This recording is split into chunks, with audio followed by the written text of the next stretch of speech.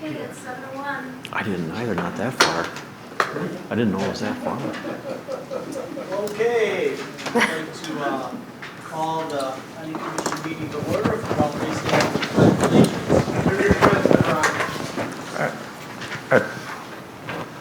the Pledge allegiance to the flag of the United States of America and to the republic for which it stands, one nation under God, indivisible, with liberty and justice for all.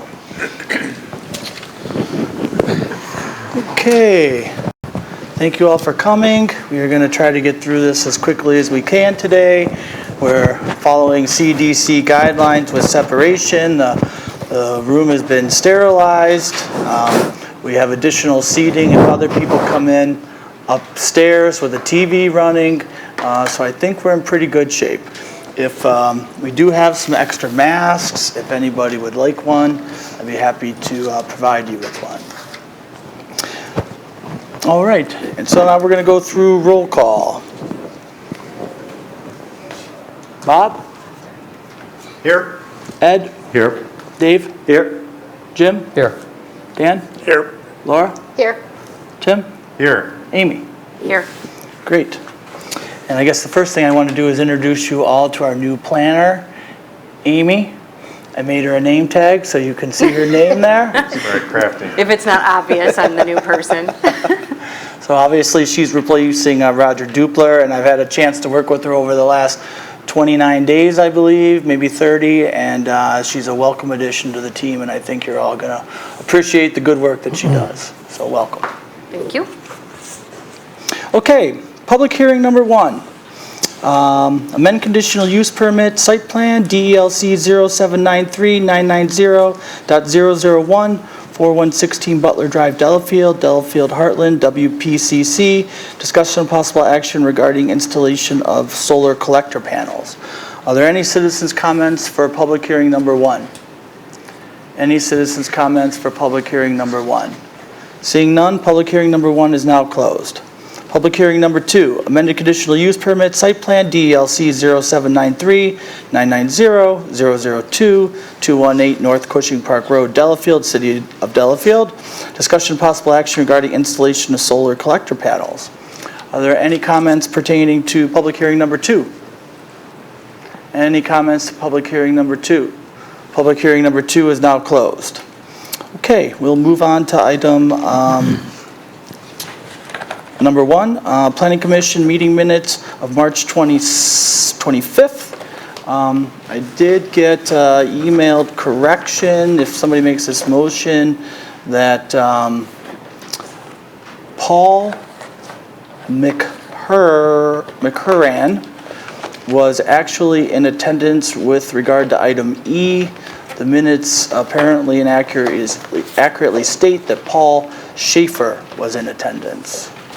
So a motion to approve those minutes with that correction would be appreciated. Motion made to approve those minutes. I'll second. All in favor say aye. Aye. Opposed? Discussion? Passes. Okay, number 2. City of Delafield citizen comments pertaining to subjects on the consent agenda. Are there any citizens or anyone here that would like to make comment on the consent agenda items? Seeing none, consent agenda item citizens' comments are closed. Is there a motion for the consent agenda? Motion to approve the consent agenda items A through, is it E? D. Second. Thank you. Is there any discussion? Yes.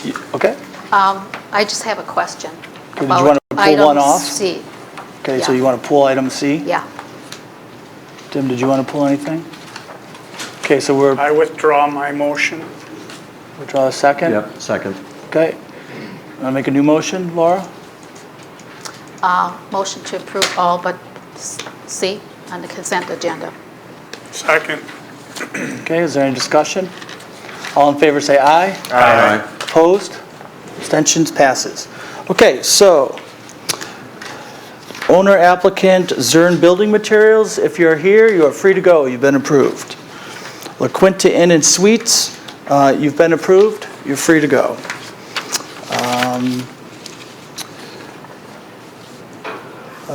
Glen Cove Road owner Rupesh and Smita Agrawal, applicant Julie Tucker, you've been approved. Is that you? You're approved. You can leave. Been approved. Okay? Great, that was easy. Okay, number C. Michael Graff, are you here? Right here. Come on up, sir. And if you'd come up to this microphone here. Your other half can come as well. Yeah. Please don't touch the microphones. Yeah. Just try to not touch anything. Okay. Laura, what questions did you have for the applicant? I looked over your plans to replace the window with double door, but it didn't say what you're going to do with the other entry door and how you're going to deal with the, right now there's like a porch there to get in. How are you going to deal with that if you put a double door? Jean's managing this project, so, and she manages the whole property, so. So we'll extend the porch, that stoop. Okay. that stoop, all the way to the end of the building there. All right. And what is going to happen with the current entry door? It'll stay. It'll stay. Do you feel that that might be a little confusing, people wondering which door they're supposed to go in? No. No? Well, you'll find out, I guess. Okay, that's all I had to ask. I thank you. Thank you. Is there a motion to approve? Yes, I'll make a motion to approve. Thank you very much. Is there a second? Okay, any discussion? All in favor say aye. Aye. Opposed? Abstentions? Passes. You're approved. Thank you very much. Thank you. You have a wonderful day. You too. Okay, item number 4. City of Delafield citizens' comments pertaining to items on or off the agenda. Any citizens' comments pertaining to any items on or off the agenda? Come on up. Yep, please sit up there. Please try not to touch anything. Otherwise, we'll have to send Bob in. Ken, she is an applicant. She's an applicant. Is that? Oh, you're an applicant? Yes. Oh, I'm sorry. When we get to your agenda item, then we'll ask you to come up. Sorry. And I remind, when you make the motion, please say your name, so when Sally listens to the recording, it'll be easier for her. I forgot to say that. Okay. And I think we forgot to have them, see, we need Sally. We forgot to give them their name and address. Okay, seeing no citizens' comments are now closed. Okay, we will move down to unfinished business. Items recommended for discussion and possible action, DELC 0793.021 and DELC 0793.021.001, 705 Genesee Street, Delafield, owner applicant, 705 Genesee Street LLC. Applicant seeks approval of functional and aesthetic features of site development and architecture for 2 mixed-use buildings exhibiting commercial and office use. Welcome. Just 2 of you? That's it. We're wonderful. I didn't know how many were coming, so we made room for 5. So Do you want Amy, me you want to to give us an start? overview? Sure. And then we'll pass the ball to you guys. So as you all know, this application has come before you many times in the past. It's not my goal to start a review from scratch. So what I did in my report is I took Roger's comments from the March meeting where they held over their meeting until this month, and then also looked at Tom, the administrator's response to the applicants after that meeting, and then R.A. Smith's responses back to the city. So just trying to look from the February meeting where you approved most of the elements forward. So with that being said, I will start with the parking requirements, because in February you did approve the 2 buildings, the 2 commercial buildings, first floor retail, upper stores, upper levels office, and then you also approved the setbacks, offsets, bulk, and height for the site. So with parking, they were asked to make some revisions in order to incorporate a 24-foot aisle width, which they did. They also widened the stalls to 10 feet, which will give them a little more maneuverability because they will be somewhat narrow stalls at 17.5 by 10 feet. They've reduced the number of stalls on the site from the surface stalls from 35 to 32, but they did add 3 street stalls in front of the site on Genesee Street. They also do have the 98 stalls in the lower level, so they have a total of 130 parking spaces, which exceeds the requirements of your code. They did incorporate a bike rack along Main Street, which has about space for about 16 bikes. And the fire chief has approved access to the property. However, you did ask for the access to the site on Main Street to be centered along with the west building entrance. They have objected to doing that. The Public Works Committee did not feel that it was a necessary move, so they did leave that in place. For 2 reasons. They would have lost additional parking spaces, and the applicants can talk further about this, but they would have lost additional parking spaces, and they also thought it was a good entrance from where many people will be parking in the municipal parking lot. The Public Works Committee also then asked for a specific marked path that would lead from that access point to the building to the north, which they've done that. The Public Works Committee also asked for a little marked path between the municipal parking lot and the sidewalk so that people would have pavement to go off of, and they are not proposing to finance that improvement. And they are also not interested in financing the brick crosswalk, which I'll point to, on Dopkins and Main, which was asked of them. Any questions about the parking or access points? What was the second access point? You said the brick crosswalk. What was the first one?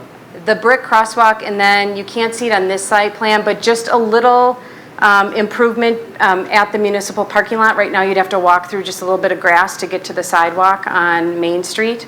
And so Public Works asked for just a sliver of improvement in order to get from the lot to The far southeast sidewalk. corner of the municipal lot, just a little trail over to Yeah.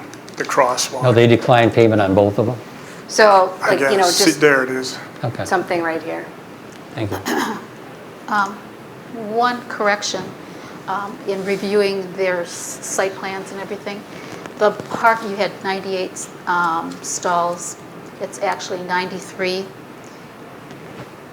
And it's, instead of 130, it's 125.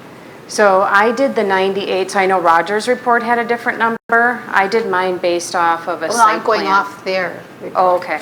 Is that correct? I would have to take a look at run the numbers again. I don't have it in front of me. That but- was in your report. Okay, because the updated plans didn't have the stalls marked, and it was really hard to Yeah, read. So I counting used- stalls is A, it's fun, and B, it's tedious, but yeah, I can get you an exact number. Okay, and they're required to have 79, so they're well over the number of parking stalls, but thank you. So it's 93, and what was the total? 125 instead of 130. Okay. Since I have the landscape plan up, I'll just jump to that momentarily. They are proposing to remove 2 walnut trees and a willow tree. They're going to keep the maple tree that is in the center along Main Street. They're going to replace the walnut trees with 5 skyline honey locusts. These are good trees for tight urban spaces along the street edge. And those are the same kind of trees we already have along that street, right? They're the same? What I was saying is there was some discussion whether or not those trees should have to be, come off of the list in the ordinance. But many of those trees are really for natural environments where there's a lot of space. I mean, the maples and oaks, et cetera, which really would not be an appropriate species for this downtown area. And you don't want to overscreen the site or people can't see the signage and see the development itself. Yeah, I'm sorry, maybe I'm misunderstanding, but are the trees that they're proposing in the planter boxes along the road the same species of trees that we already have in the planter boxes along the road? That I do not know. I don't know what existing trees you have. really small. Because it's the same species that goes up and down the street. I would think it would be in our best interest to have them remain consistent. Then in addition to the honey locusts, they are also proposing 8 juniper trees on the west elevation. This will help screen that lower level of the west building. I have a question on those. Are those trees or shrubs? They are considered trees because, per your code, they have to be 6 feet in height to be considered, to be given credit for the mitigation. So, and then they are classified as trees. And then they're just left with having to pay cash for the remaining loss in caliper inches, which, would be a charge of them of $525, which they're willing to do. And then they do propose ornamental plantings along most of the lot lines except on the north side of the east building, because there isn't any opportunity for that between the two properties. Let's see, they're also screening the south and east sides of the new dumpster enclosure. And I don't know if you guys talked about the dumpster enclosure at your last meeting, but they're proposing a little shed building on the northeastern property and they'll have a shared dumpster system with them then. I saw the detail in the drawings in here, but I was struggling to find it on the map. Am I The just dumpster? missing it? Where is it? It is this box right here with Okay. there are more junipers that are going to be screening the dumpster. Because it's on a separate property, I didn't mention that as part of the Okay. landscape mitigation. How is it going to be finished, the building for the Yeah, dumpster? it's Split place block will be the outside of it, and then up in the gable ends, there'll be a 6-inch lap siding and an asphalt shingle roof. asphalt. I think there's I think it's an A500 or A501 or something like I that. have is it the in here details somewhere. of it. And, there's an overhead door on the west side. Yeah, metal door. So that's visible, right, guys, from pretty much all sides? It's kind of visible. I guess you could peek between buildings from Genesee. I'm thinking but I can it's see more most of it visible- from the parking lot, the It's more neighboring visible parking from lot. the existing parking lot, yeah. Yeah, the neighboring parking lot, right. I mean, most of it, right? I mean, most Yeah, of it's visible? yeah. Yeah, because I mean, it just seemed like we could have made that a little bit nicer, giving it as visible as it Well, is. Would Would it be possible to use the sheeter machine cut shingles on that you're using on the overhangs for all the buildings instead of the asphalt? And could we clad that rather than tan block? Well, we were just kind of taking what was there, and we actually improved upon it by putting a roof on it, because the one right now it does not. Not have a roof? It does not have a roof on it, so we were. I was just trying to get it to dressing match up this some. beautiful building you're building. Well, yeah, and this is a dumpster enclosure that we're trying not to spend a ton of money on, Yeah. so. It appears that it's visible between the old city hall and what used to be the doctor's house. It drops off the grade back there. I mean, you probably will see the roof from Roof- the road. we'll see the roof But you're line. gonna have to. Well, that's my question. How visible is it?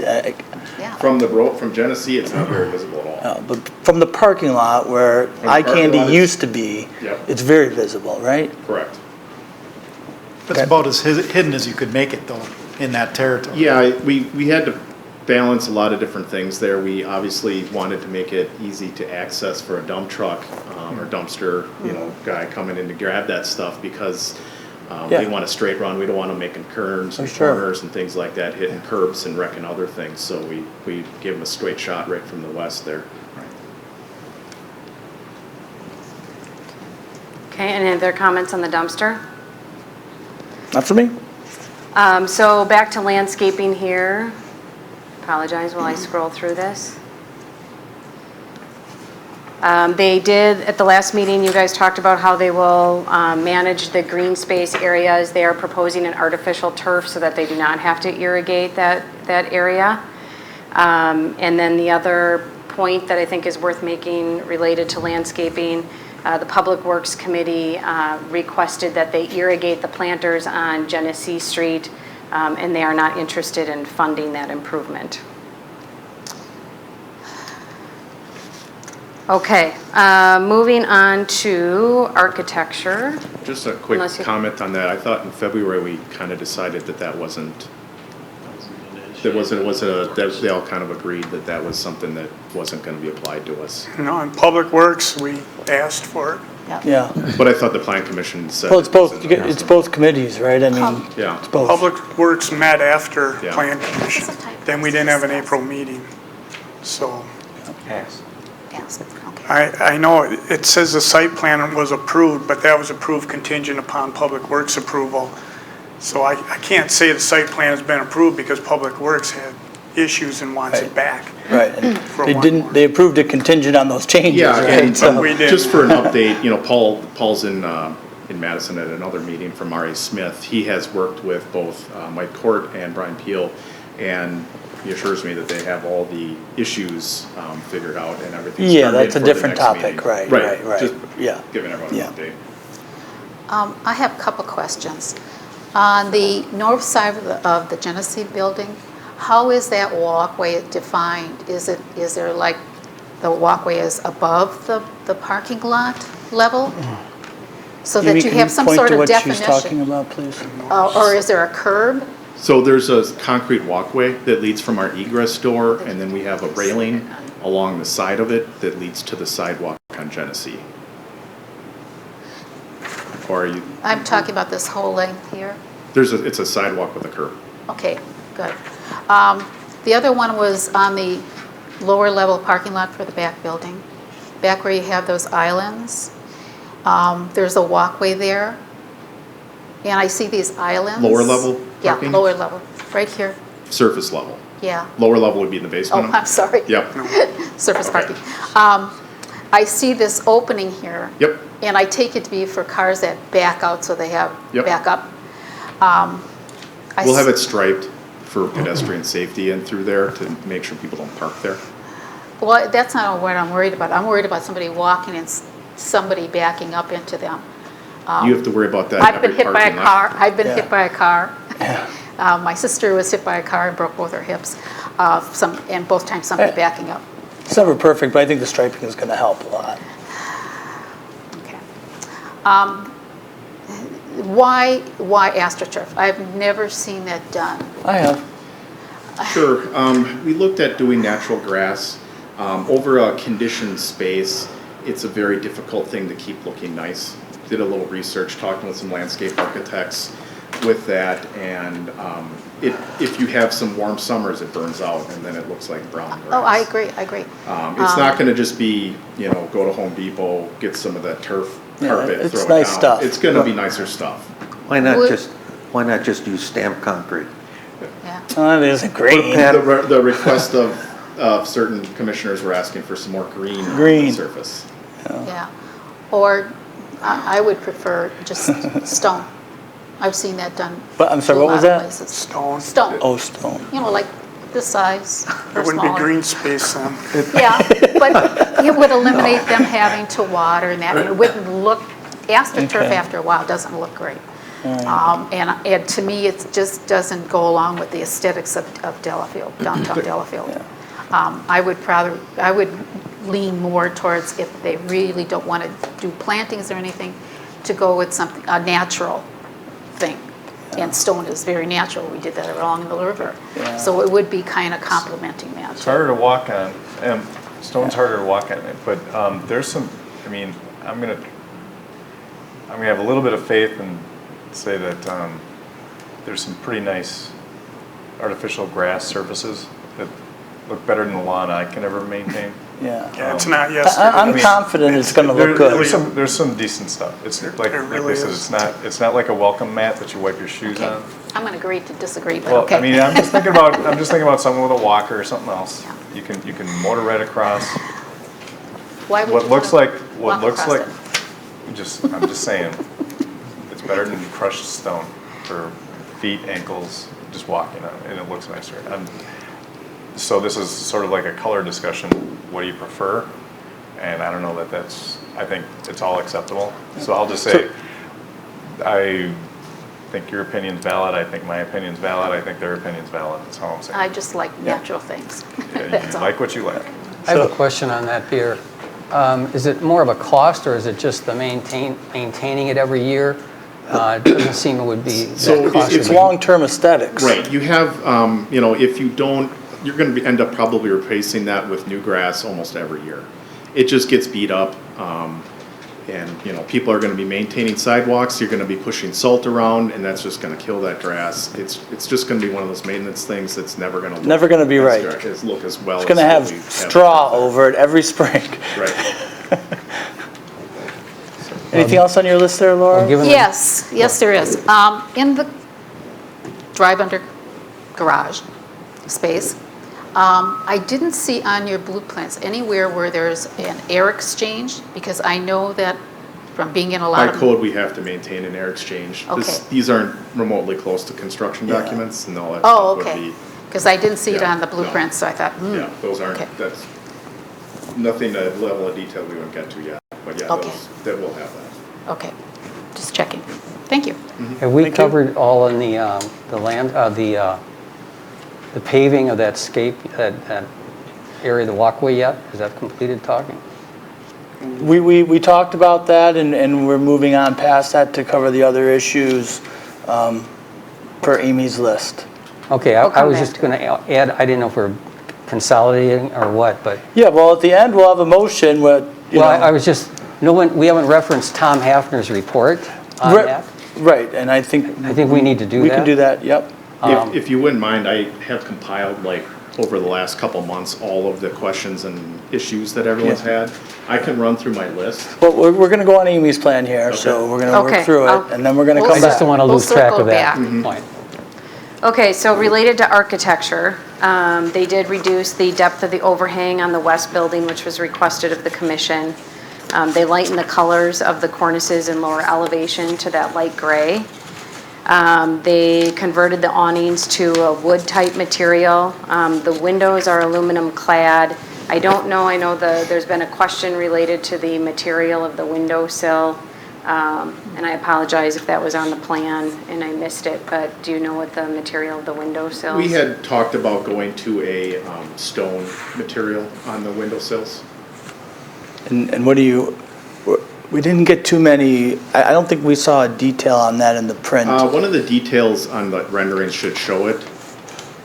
Now, is that the- Close-up versions, Oh, you this can one kind of does. see it right there. Yeah. The heads of the windows will still maintain the brick, and then the sill of the window will have like a stone material. Okay, perfect. Like, is it gray or? Yeah, it's going to be complementary to the gray that's below. Yeah. On the lower level, Could, first floor. could we see a sample later of the color?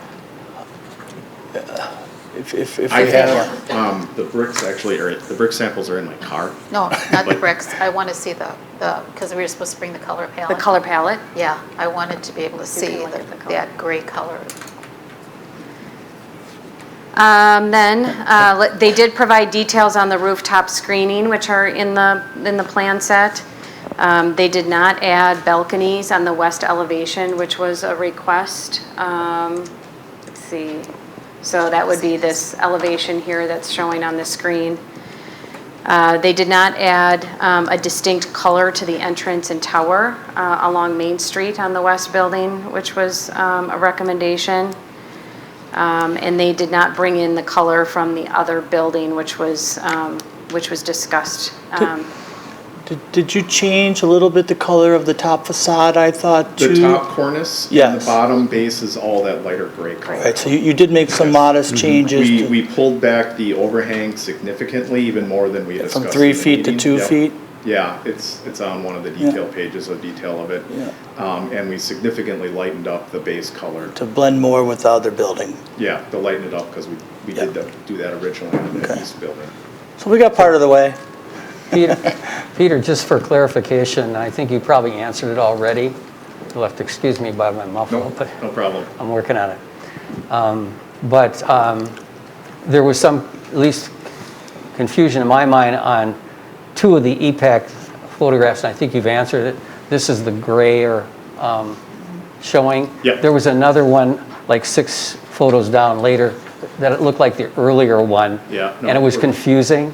So I have just a wanted to sample make of the color here, sure, too. make Yeah. sure we're still talking about the lighter gray. Yes. Okay, that's helpful to me.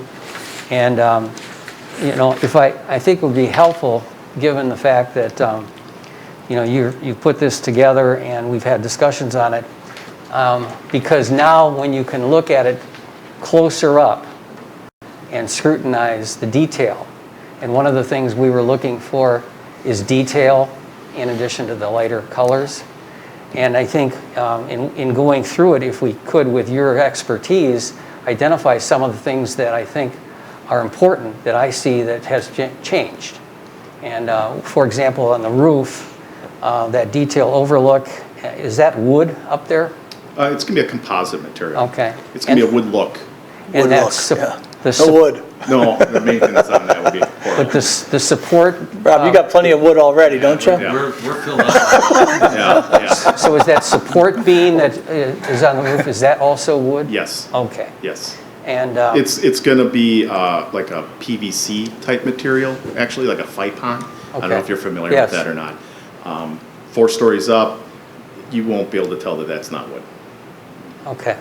And as far as, because of the roof being the flat area, the water collection, how is that? So the very top part being a little flat will actually be a subtle pitch towards the inside of the building.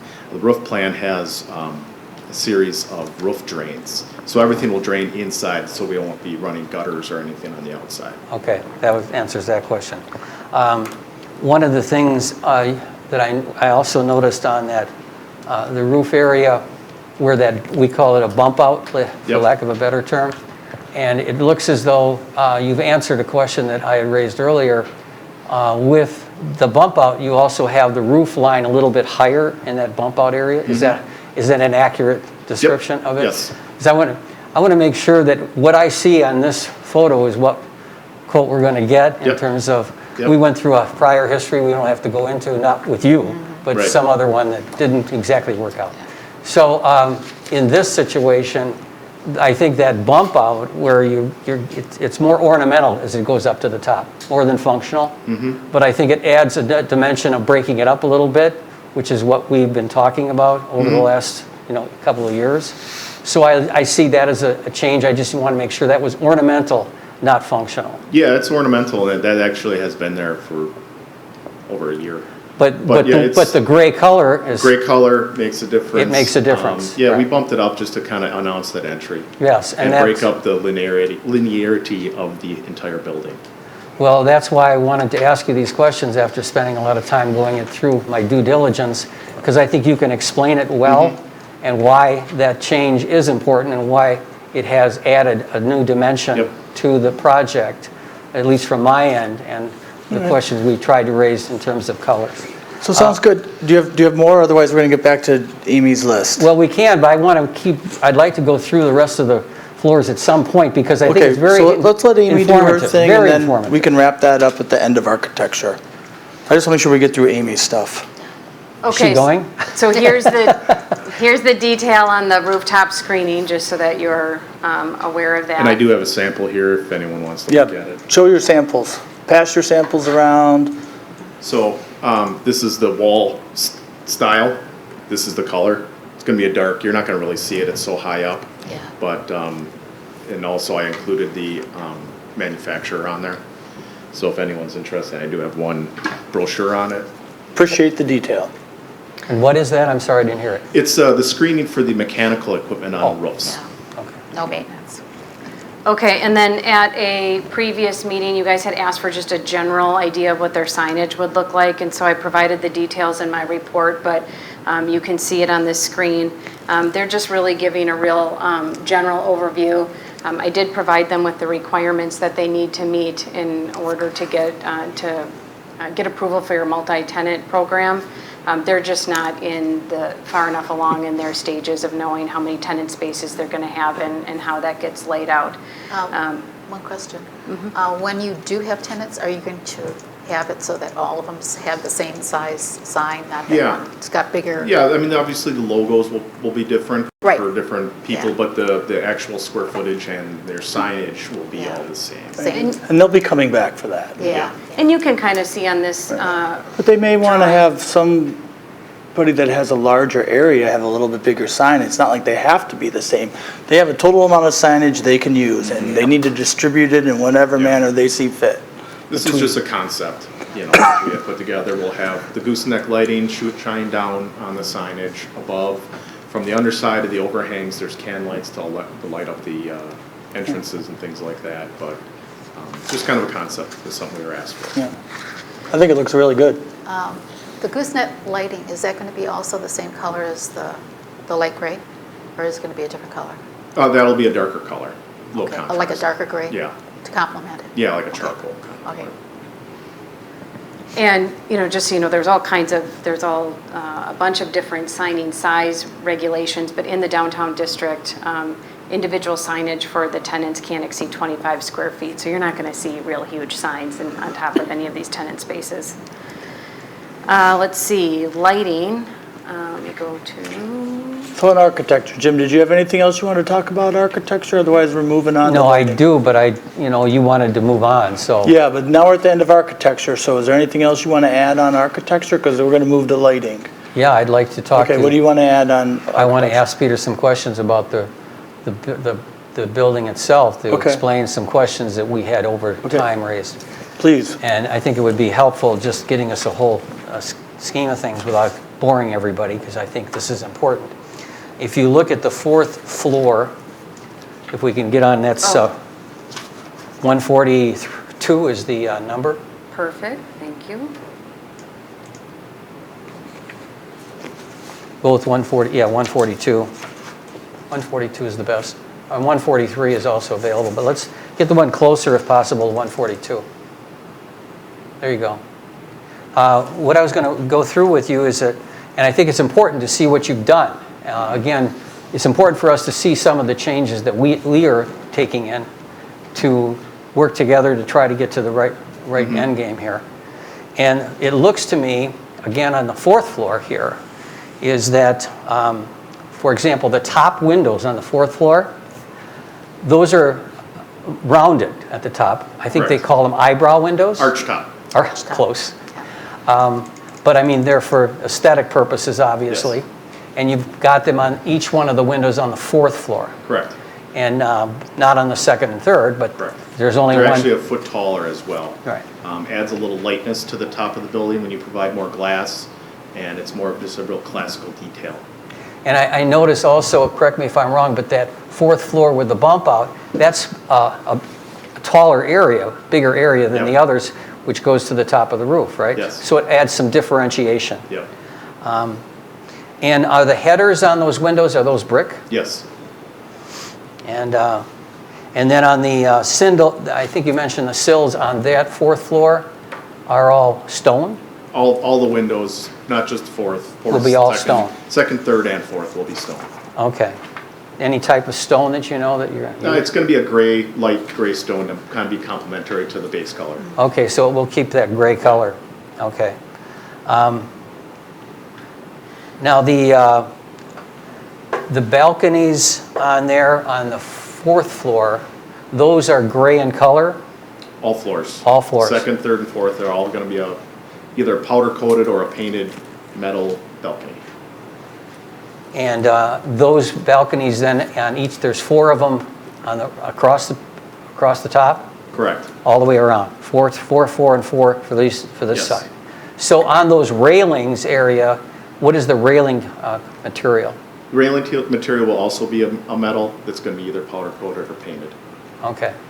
And I also noticed there on these, I think what you did on the detail, what I'm going to point out here, and you can help me out on it, but you've got some lines going horizontal across the top, which is probably ornamental, but maybe functional also, going from one side to the other, and then they hang over the corners at the end.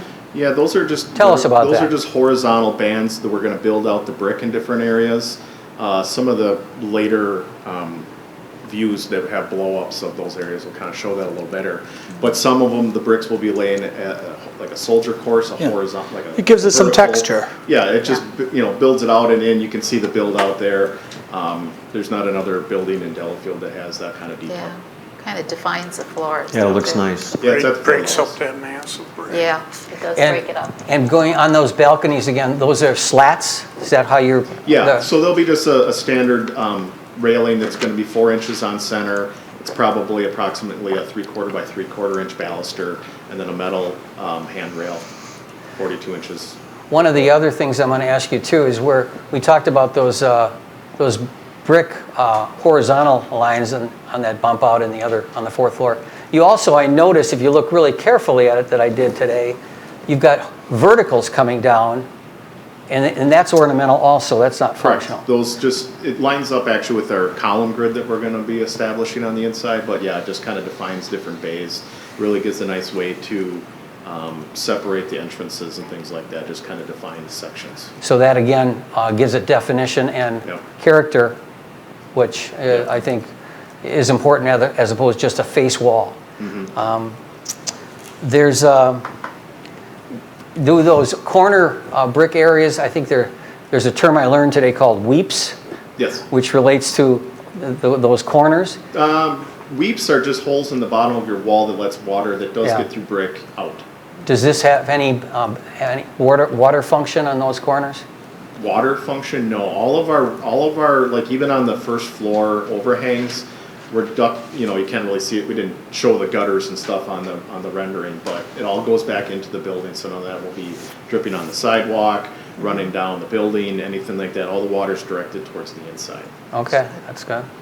And what I also noticed on those is that brick that goes across horizontally, you have different shades almost of brick when you look at it really carefully.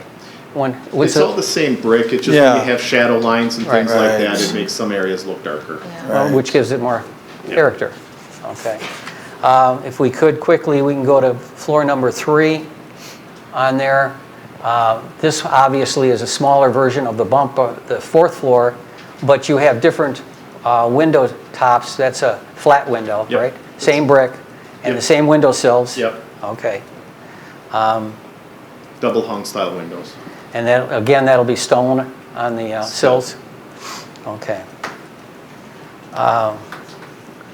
And I notice on that second flooring, you also continue the brick horizontal Lines. design all the way down from 4th floor, 3rd floor, and then 2nd floor? Yes. Okay.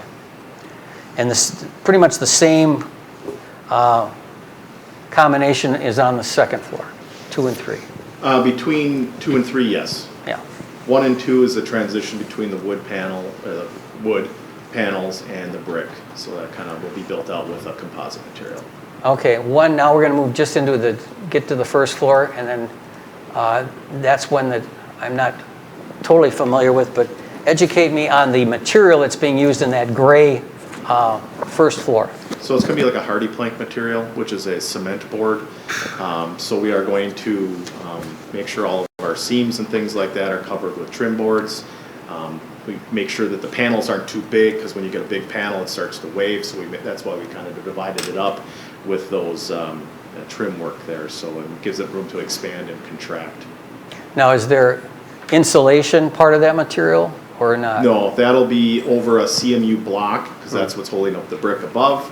And then we have a steel stud behind that that'll have the insulation in it.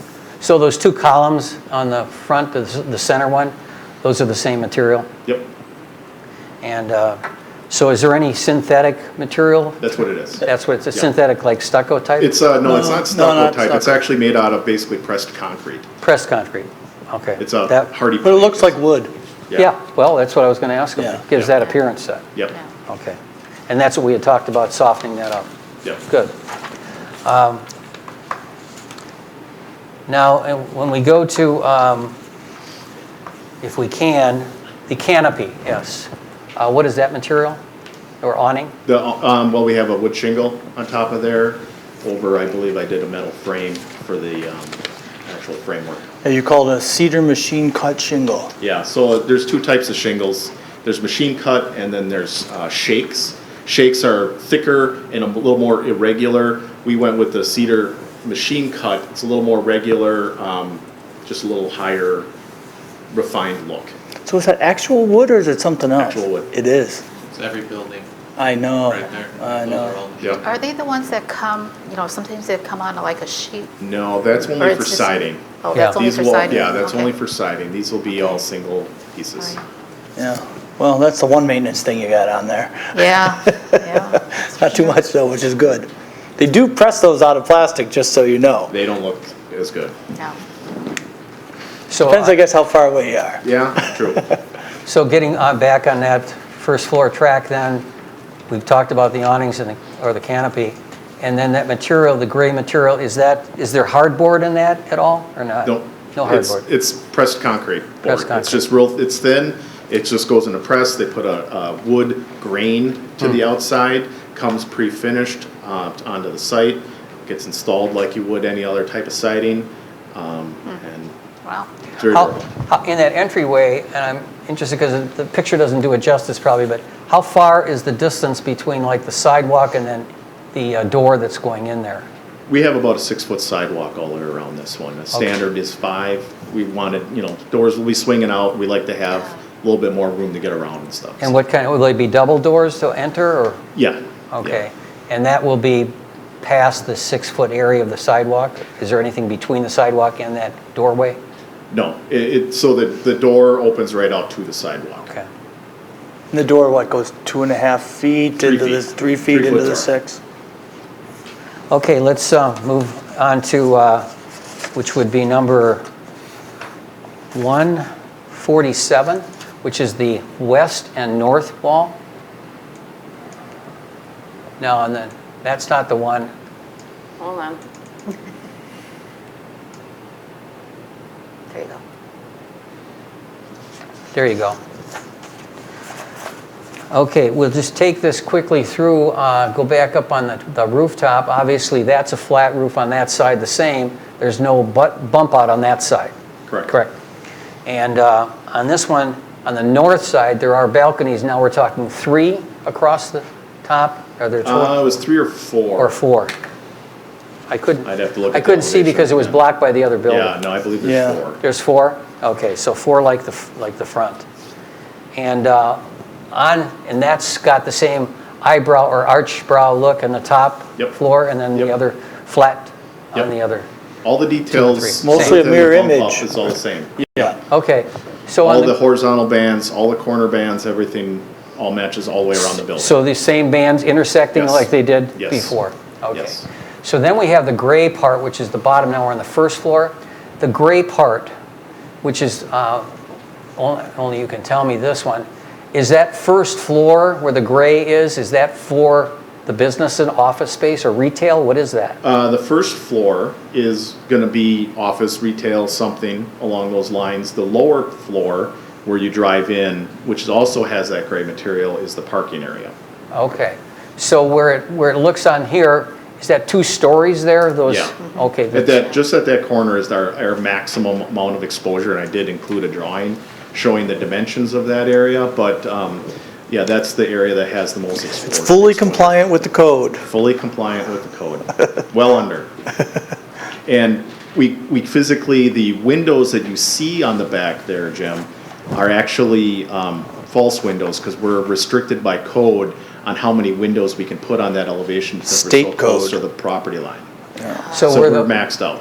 so we're on the north side. You got North. those 3 sets of windows. Those are all fake.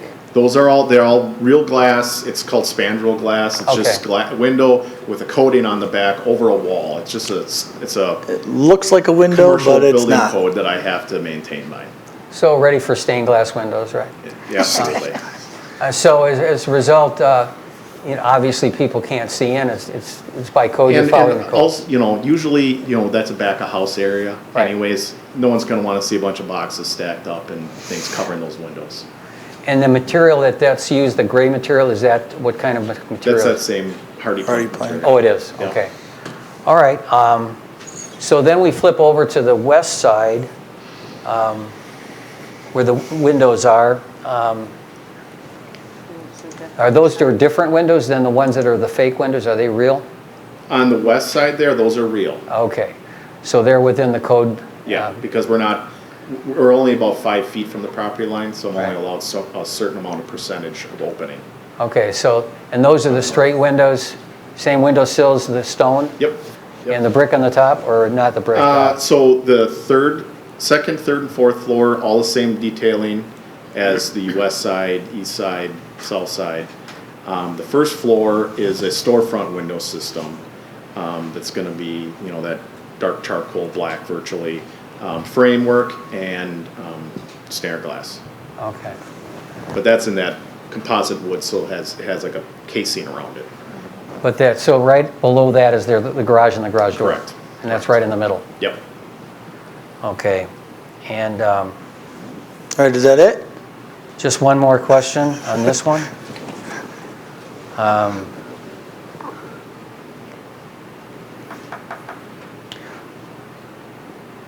Oh yeah,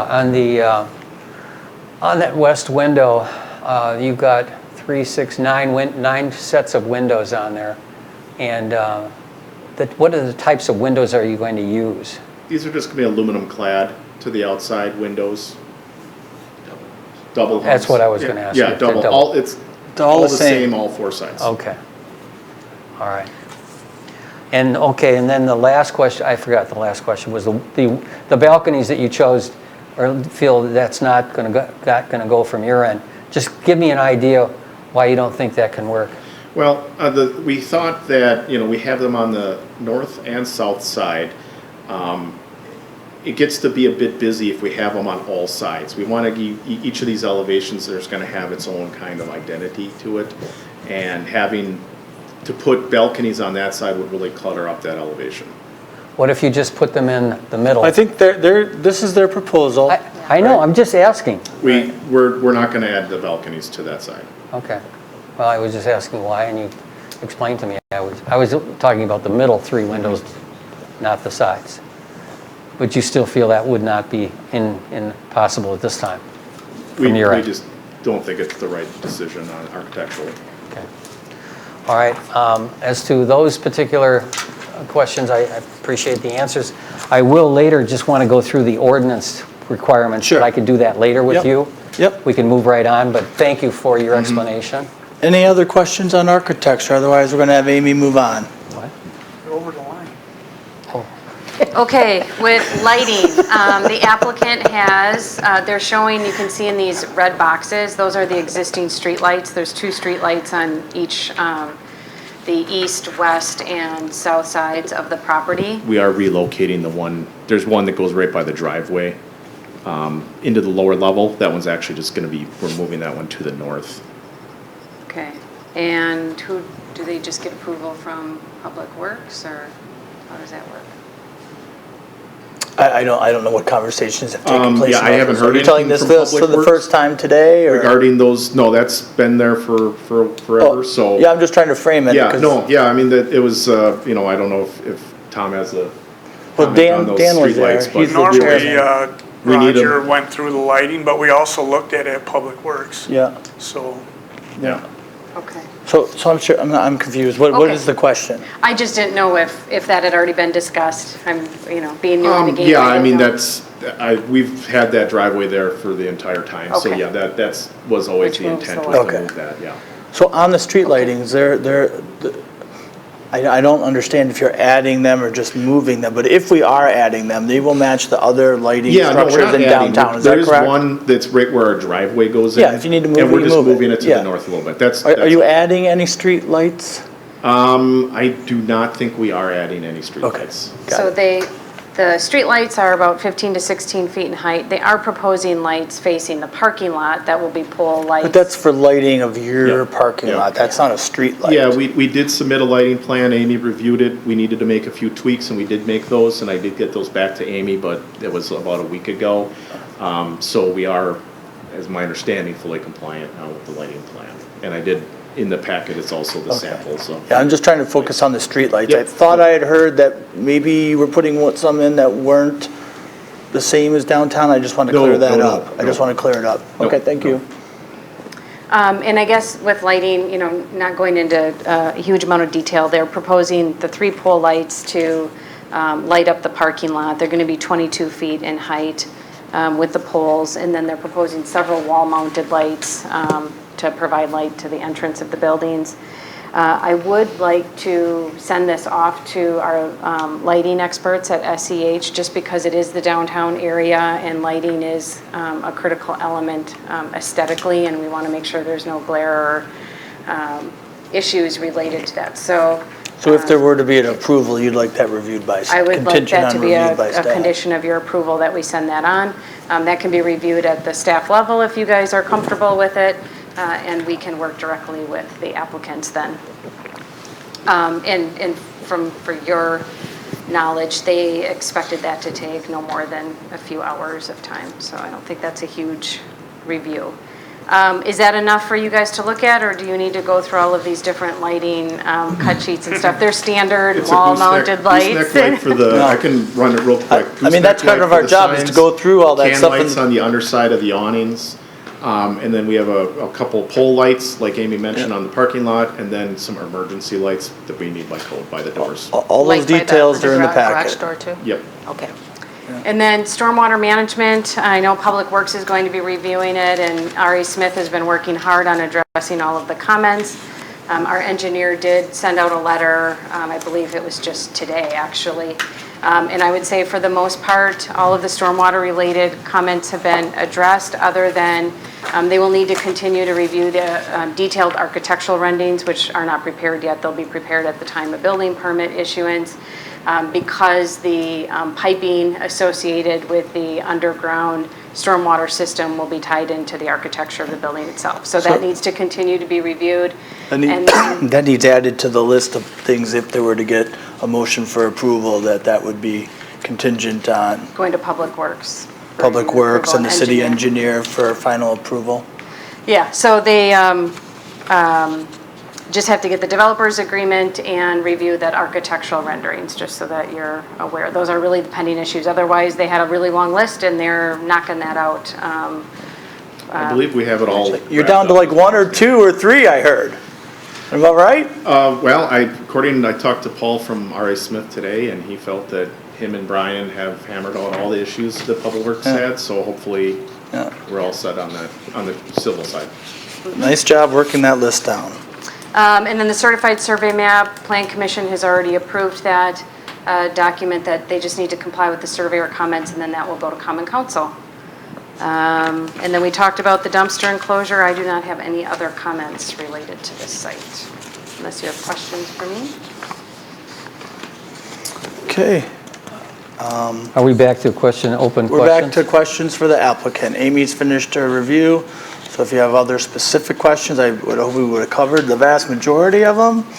So, yep, now it's time to ask any final questions, and then we'd be looking for a motion. Well, I do have, because we have to, we're here to follow the law as it's written, and one of the things I needed to ask you was the ordinance specifically, and then there has certain provisions under the ordinance. 17.30, I believe, is the one that addresses the downtown district. It's 1730 design guidelines, I mentioned, for special design review districts. If you're familiar with those, Peter? Yep. Okay. What I'd like you to try to explain and educate me as well as the rest of the commission, where it refers to on number C, which talks about all non-residential uses and what the recommendations are or guidelines are. And specifically C talks about all non-residential uses, which would involve these two buildings.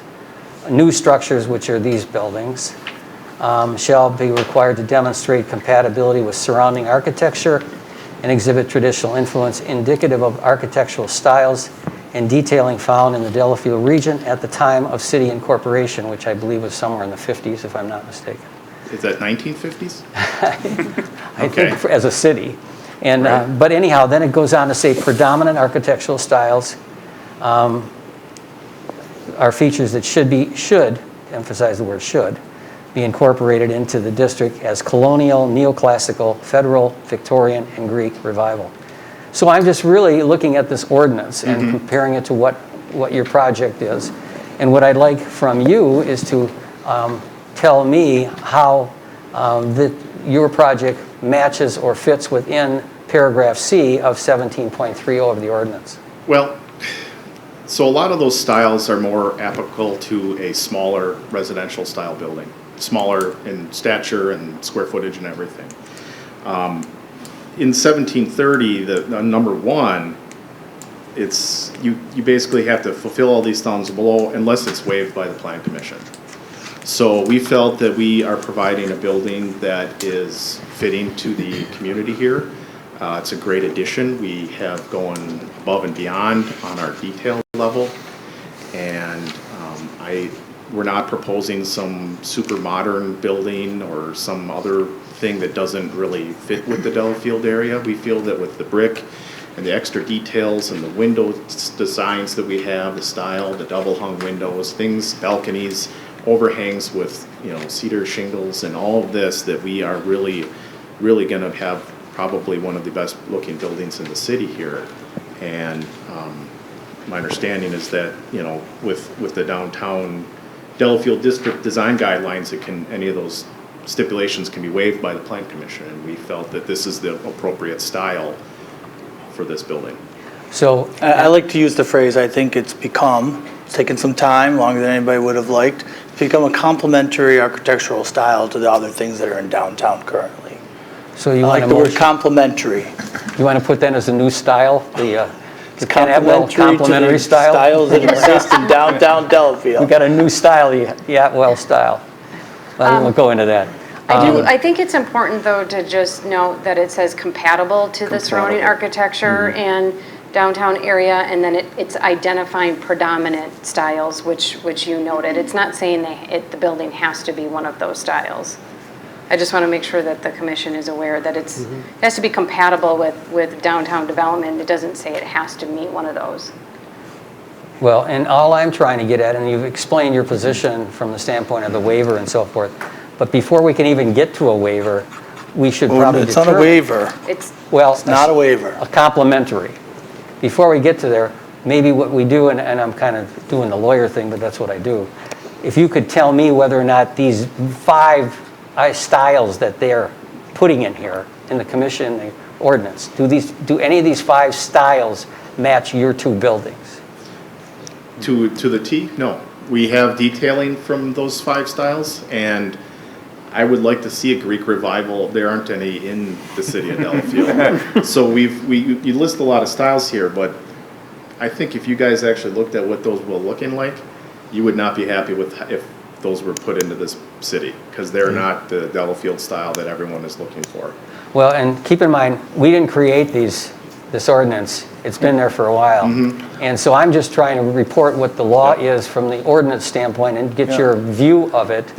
And I just wanted to first factually determine, do your project buildings match any of these styles? If they don't, then we know where we are. If they do, then we can eliminate certain things. They do not, but we feel it's a complementary style to downtown Delafield. Okay. And the next part under C, 1 through 4, it also says the new structures should incorporate such features as 1, pitched roofs. Can we agree there are no pitched roofs? The balcony or the overhangs at the first floor are sloped. Okay. On which building? Both buildings. Okay. The overhang. The overhangs on the first floor over the doors are sloped roofs. And then we have number 2, ornamental spires and rooftop ornamentation. We have those cornices and the brackets at the rooftops on both buildings. And number 3, use of horizontal wood siding or similar man-made material that replicates wood with a 4 to 5 inch lapse. We don't have any 4 to 5 inch lapse. It's not a appropriate detail for the style of buildings we have, but we do have the material that replicates wood all over the first floor building of those 2 buildings. Okay. And number 4, use of white or other colors compatible with the approved historic downtown Delafield district color palette.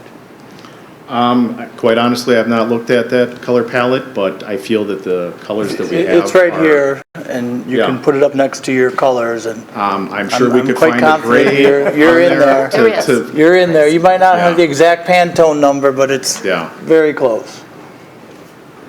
Well, that's why we brought it, because this is part of the ordinance, and that's what we need to find out. Is that on the city site?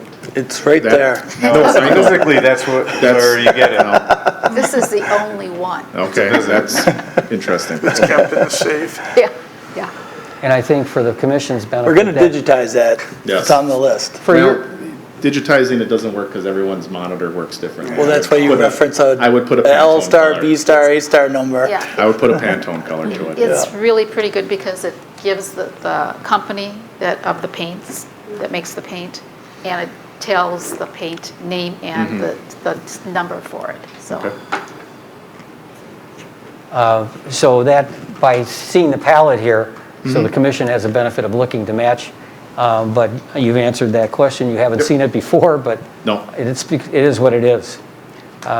So those are the principal issues that were raised in the ordinance under 1730 to discuss, and I think, and you've actually targeted the function of the commission from the standpoint of, we're not going to be trying to mix and match colonial, neoclassical, federal, Victorian, and Greek revival with your project, but whether or not your project or the projects involving both buildings don't require it and would be in the best interest of Delafield compatibility-wise, as well as the look of Delafield, that this would be an exception basically to the rule.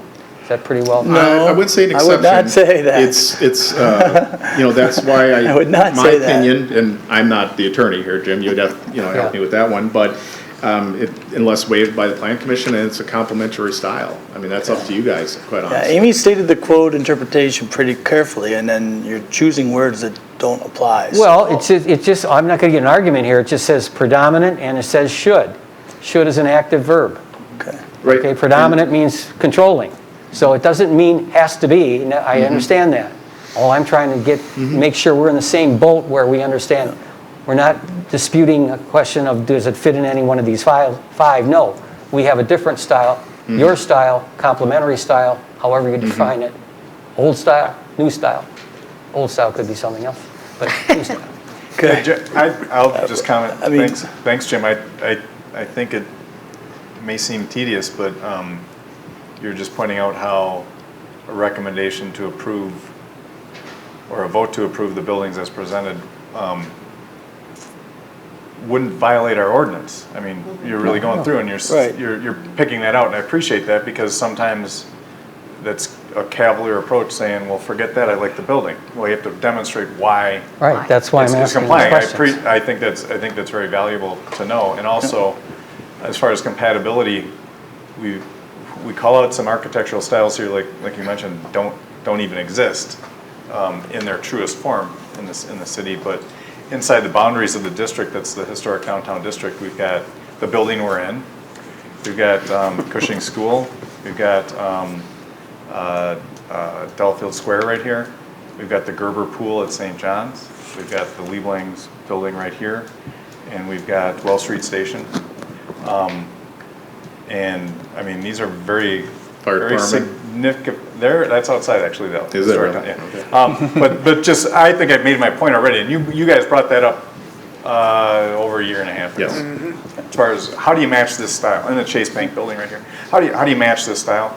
And it's about compatibility, and I think when you look at it as a whole, you're making a statement here that I think is solid, and it's, if not compatible, it's setting a bar that I think other people should have to meet. So it's truly within the confines of the 1730 that Jim was pointing out. So I appreciate going through that, because getting called out on it saying, well, this isn't any of those architectural styles. It's like, well, a lot of what's downtown isn't, but the building's compatible, so I think it's worthwhile discussion, even though it just ate up 15 minutes. We want them all to hold hands together. I think one other thing to finish off on that subject, which I think adds to focusing on the decision that has to be made under 1728 of the ordinance, where you look at number, I think it is number C. But anyhow, I didn't bring 17. well, all I want to tell you is this is what it's really talking about, the whole criteria and compatibility, and that architectural design is not restricted under building design, paragraph 2. Evaluation or of appearance of a project shall be based on quality of its design and relationship to surroundings. However, architects and builders are encouraged to consider architectural styles and traditions appropriate to the city, the area of the city, and buildings shall be compatible with other neighboring properties, not be so out of character respect to neighboring properties that they would adversely affect the market values of the property in the city. That's obviously inconsistent with what your position is. So these are things that add weight to the whole process of evaluating whether or not this is a style that can work and will work. And that's why I wanted to bring that out under this ordinance. There's another part of building design that applies to this situation that we all have to review, but most importantly, what you've demonstrated, at least today, what this ordinance is addressing. Okay, any other questions I for have the applicant? These are really small to read. I would like to know the length and width of each building, the footprint itself. I believe if we can go to a site plan, maybe our first floor plan, A101 might have those dimensions on there. Just I don't think the dimensions are on there because I couldn't measure Okay. them off either. I don't have those off the top of my head. Could you get those? I could get you those, absolutely. I'd appreciate that. It gives me a better idea, because when I look at the lot, it's really hard sometimes to judge, just how big the buildings are going to be, each building. What's the size of the lot? Oh, a little smaller. The lot's just a little over an acre. As big With a as my 20-foot house. setback from the conductor streets. I realize that. But when you look at it though, it's really kind of hard. So if you have it in foot, you're going, oh, okay. Makes sense then. Because I know how big an acre is. 60 so by, how many feet that is. 60 by 180 Yeah. Can we? for the back building. Back building? Back one? Back one more, please. No. This way? It's very, So each of these bays is approximately 25, 26 feet in width. So 1, 2, 3, 4, 5, 6, I can find. times 25, so 175. Yeah, 75. The reason I say it is 60 feet is what you need for parking underneath it. yeah. Okay. By 60. So it's so- about Okay. 1 to 3. And the front building? So it's roughly 75 feet deep. The width of that one is a little different because of the base spacing that we had to maintain, but Oh, here you go. I don't want to guess way, those are just the slopes of the roof. I won't be able to get you those tonight, but I can get you that Okay, tomorrow. thank you. Any other questions for the applicant? Go ahead, Jim. One other question on a separate matter we didn't finish off. On the paving of that brick walkway, and you indicated, at least Amy had indicated that you had declined contributing to the payment of that. And Tom Hafner's memo did identify in his support for contributing to the payment of that walkway, the brick walkway, and we know there are a lot of brick walkways around Delafield. And then he gave past examples of other things where developers have participated in investing into the city outside of just the actual project themselves.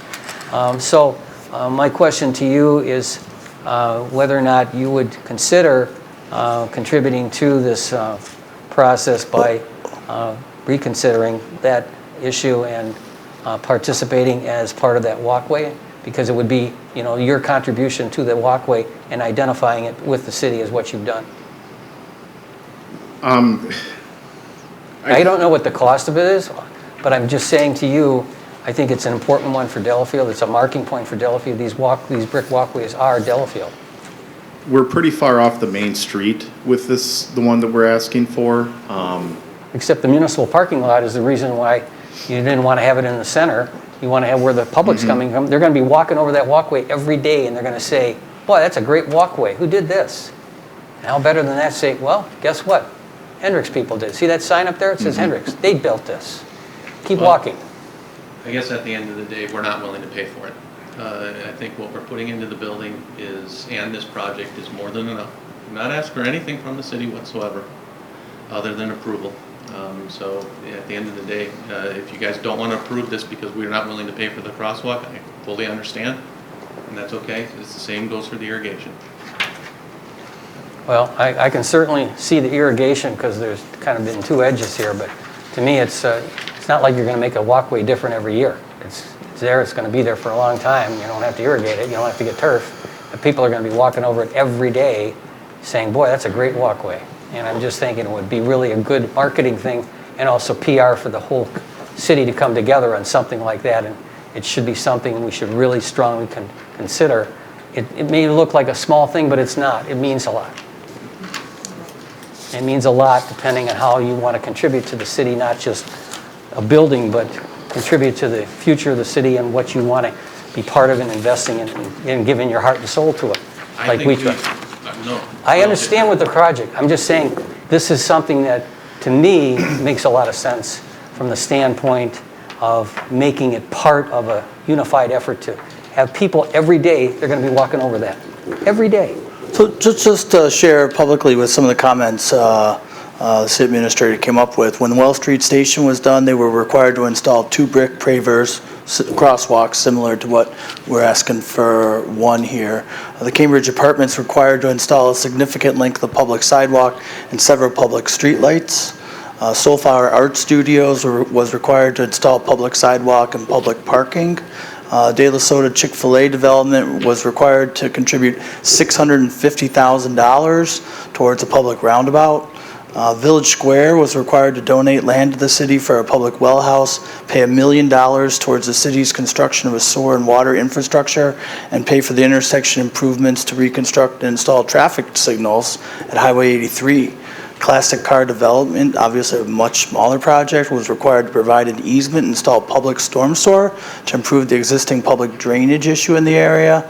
Colby Construction was required to install public sidewalk. Greg James Condos Development approval required the installation of public sidewalk. So I think what the city's asked for is extremely reasonable, considering what we've done and what other applicants have been willing to participate in. Yeah, I mean, we're replacing sidewalks as well. We're putting curb and gutter along Dobkins that wasn't there right now. We're cleaning up that whole, quite frankly, unattractive ditch that's there right now.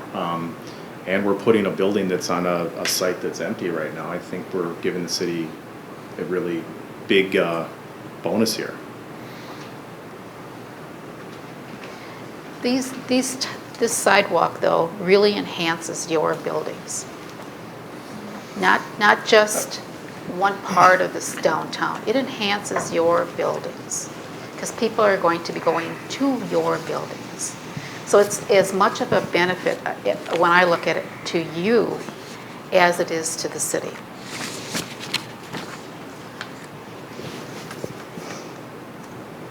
Well, and I make one final comment about that part is that I think it's really a unifying, as simple as it sounds, but a walkway like that can be very unifying after going through this whole process. And I think, and I want to commend you, Peter, and Kent, who've worked hard on getting these things that have changed and modified the project, that it's really consistent with what we've been trying to do. And I commend both of you. And but I do think this really adds a great dimension to what Hendricks represents to the city. It's being a part of it. It's giving its heart to it. Not just the money. The money of the project is far more than this walkway. The walkway means something, has meaning to it. And I think that's why we're kind of at this point. And, you know, and I've been in a lot of litigation where it hangs on one teacup or not. But it's nothing to do with that. Right now, it's just simply the right thing to do. The right thing to do. So if there aren't any more questions for the applicant, I think we're looking for things that we might want to include in a motion, maybe before we make the motion. So we need to make one. We'll handle the crosswalk. Thank you. Thank you. The bridge or whatever you guys are talking about, we're not doing any of that. You get deal with that. Well, I don't even really know what that was, by the way. So I don't. It's the walkway. Thank you. just the crosswalk will handle it. Thank you. So commissioners, just as you make your motion, I did put this little quick summary punch list at the end of the report. Can you help me and blow that up just a little bigger? Bigger? So it's going to start getting blurry now. Some of Now? the main pending items include the location of the access stairs on Main Street, whether or not you are going to require the improvement of the crosswalk, which it sounds like they're willing to do, and the connection from the municipal parking lot, final architectural approval, landscaping, lighting, I would say recommend approval subject to review by SEH, and we will look at that. And then the irrigation line installment requirements are really, as far as I can tell, the pending items. The Yeah, so- irrigation system was for the little planters? The little planter boxes. Not the planter boxes that are on our property, these were Right. for the City. city planter boxes. Yeah, there's like 2 or 3 or. Yeah, whatever. 2 or 3, one existing. Who's gonna be doing the 2 more. planting and maintaining those? City. The city is gonna? The city will be maintaining them. No? We're gonna be putting a tree in 2 of them. Right, you'll be doing all the planting, but once they're installed, I believe the city then will have to water them, and, is that correct? That's not what my memo says, as far as the recommendation. Oh, not as far as recommendation, okay. Like I said, we'll do the crosswalk, we won't do the irrigation. I mean, I just have a question on that irrigation system. I was the one who 2 months ago said I didn't see the value of it. You know, I was the one who popped out and said that. I would like to know the value of it. It's the only one, correct me if I'm wrong, please, is that the only irrigation system that would be proposed in the entire downtown district? Or are there other ones as far as, you know, in the same type of environment? Yeah, so I can tell you what I know, and, you know, when those planter boxes were originally put in, the city has no water downtown. We didn't have the ability to provide water to those planter boxes. One would only assume that if we did, we would have, because the annual maintenance to water those and keep them looking nice is very high, right? And so when an applicant comes along that's installing those as part of their construction, the city has asked that that be irrigated for long-term maintenance reasons. And they have the water, and you know, it's you know, not a very complicated system if you're familiar with an irrigation system in your own flowering beds. But the reason it's asked is because they have a well with water where the city does not. Do we have, currently, are there applications out there that we do have planters that are being irrigated in that same manner? We've not, to my understanding, had an applicant come along where they needed to construct those and create them. So this is unique in that way. But none of the other existing planters are irrigated because, again, the city does not have water to do that. But currently, the city does go around and takes care of the water? Yeah, there's a guy on a truck that goes around and waters them with a hose. All right. Is this something that, is this for 2 or 3 planters? You know, I understand, I read the letter, I understand that part, I really do. Is this something that is a hinging point that for 2 or 3 planters, look, I don't see this is just me, I don't see the importance on it. Okay. That's where I want to get that out there. Okay. For 2 or 3 planters, it doesn't make sense. For the rest of for the additional amount of planters we have in the downtown district. It would be 2 that we wouldn't have to water. So aside from that issue, and we're looking for approval of the site plan as presented, right? Contingent upon a developer's agreement, a stormwater management agreement, approval by Public Works and staff, and lighting approval by staff. Is there anything else that you can think of? I think it's site plan and engineering. Site plan. Stormwater maintenance agreement, developers agreement, And lighting. and lighting. All right, well, I'm going to make a motion to approve the site plan for 705 Genesee Street as presented, with the changes with the architecture in the packet, along with, and the landscaping plan as submitted, along with the engineering, what did you say, the engineering plan? Contingent upon approval of the future developers agreement and the lighting approval by staff and the stormwater management approval by Public Works and staff and the developer's installation of a crosswalk and access walk to Fish Hatchery parking lot as recommended by Public Works. I'll second. I think that catches it all. Stormwater maintenance agreement, site plan and engineering by Public Works and city engineer, developers agreement. I think that hits everything on my list. Are we into discussion right now? We have a motion, we need a second. Discussion. You have a second. Go with second. Oh, I'm sorry, So now, not a second it. So now it's Yep, discussion. now we're in discussion. I only had one procedural point in light of this one section of the ordinance talking about the styles that we're going into the quote complementary. I think Peter actually raised a good point about whether or not, if it doesn't match it, should we then, do we need to take an official motion to waive these styles and incorporate a new style or incorporate the complementary style? I That's don't my think question. so. Aren't we doing that? We are. Well, by implication you are. I just asked whether or not you wanted to take a separate motion. I don't think it's necessary. Yeah. I think it's just simply by implication. I'm glad we went through the detail. It's important for many of the reasons you mentioned, but Right. I just don't think it needs to be. I just wanted to bring it up. I'm not necessarily It's a advocating. matter I of want- record. And I just want everybody to understand, you got your complementary style if we pass this vote. Okay, any other discussion? Tim, did you put in your motion that you're requiring the municipal parking lot connection?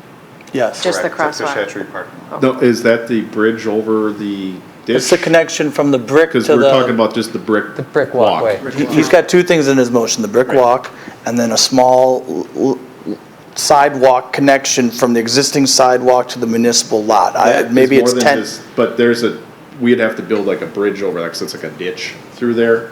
just throw in a pipe. Yeah, we'll, like I said. We'll do work the out the crosswalk. details We're not with gonna you. do the bridge. Just- and that We'll work out, People can walk it's down a the simple sidewalk. sidewalk. Parking lot, they do it all the time. I don't think that's what it is. I think it's just a concrete pad that extends to the sidewalk. It's very simple. There's a ditch, there's a little there? swale in there. Is there? But Okay. there's other ways to get around. You could do a wood walk or something. As long as it's accessible. Yes, it has to be. Okay. I thought there was What about steps? Okay, is there any other discussion? the ditch there. All right, all in favor say aye. Aye. Nays? That will be easy for Sally. No abstentions, passes. Thank you. Great, thank you. Thank you. Thanks. Thank you, Peter. Hey, you're encroaching again. Okey dokey. Gotta keep you on your toes. Onward and upward. All right, we are on to 5A, new business, DLC 07939990.001, 1416 Butler Drive, Delafield, owner applicant, Heartland WPCC. Applicant seeks approval for amended conditional use site plan to incorporate solar collection panels. I don't want another Wells Street. Amy, got anything on that, or you want me to do Okay, it? is the applicant here? No? The city is the applicant, or, Oh, Delhart is the first item. oh, is it Delhart? Okay. So I believe Roger explained this site at the last meeting, so I'm not sure how much detail you all want me to go into, but essentially they're proposing several solar panels similar to the University Lake School on the Delhart property. This property is just west of Cushing Park Elementary and north of I-94. We Energies would collect the energy and pay rent to Delhart for the use of the land for 30 years, and then agreement would be reconsidered at that time. The concern that you guys had at the last meeting was whether or not the site would be visible from I-94 or Cushing Park. The applicants did submit some pictures, and they're not here, so. Yeah, so he was I don't here know. last time, and we're giving people slack during the current situation. What the planning commission asked for was some additional pictures, which were included in your packet, so you could see how they might be seen. So he provided what you asked for, and unless you see something anything very objectionable in those pictures, I'd suggest we proceed. So this is from, There's no residential around it, is there? Well, there's an aerial map that shows what's around it. Okay.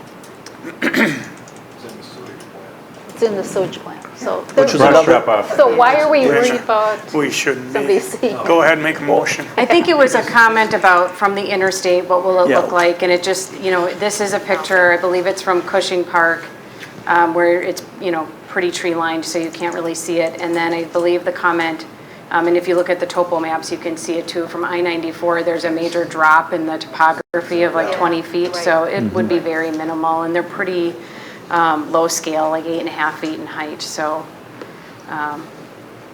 should be minimal. The only thing is at University Lake School, you guys did require fencing and landscaping to screen the fencing. There already is chain link fencing here. And again, the site's pretty secure from the visual aspect of the solar panels, so. Is there a motion? Motion to approve, subject to the conditional use agreement being amended, recorded with Waukesha County Register of Deeds. I'm making that motion for both sites, Delahart and for the city brush drop-off site. Is there any discussion? All in favor say aye. Aye. Opposed? Abstentions passes. 5B, DLC, North Cushing Park Road, Delafield, owner applicant, City of Delafield. Applicant seeks approval for an amended conditional use site plan to incorporate solar collection panels. I think I was covering that one. Oh, did you do A and B? You did. Oh, okay, so Both sites. Sally, that motion was for A and B. You can do two things Okay. at once. I can. He jumped ahead. 5C, DELC 0807 982 003, 402 Kettle Drive, Delafield owner. Henry Nader, Real Estate LLC applicant, Wellspring Construction Group. Applicant seeks approval for a business plan of operation, site plan and appearance review, and permitted signage for a commercial kennel known as Barkin, Up Hickory.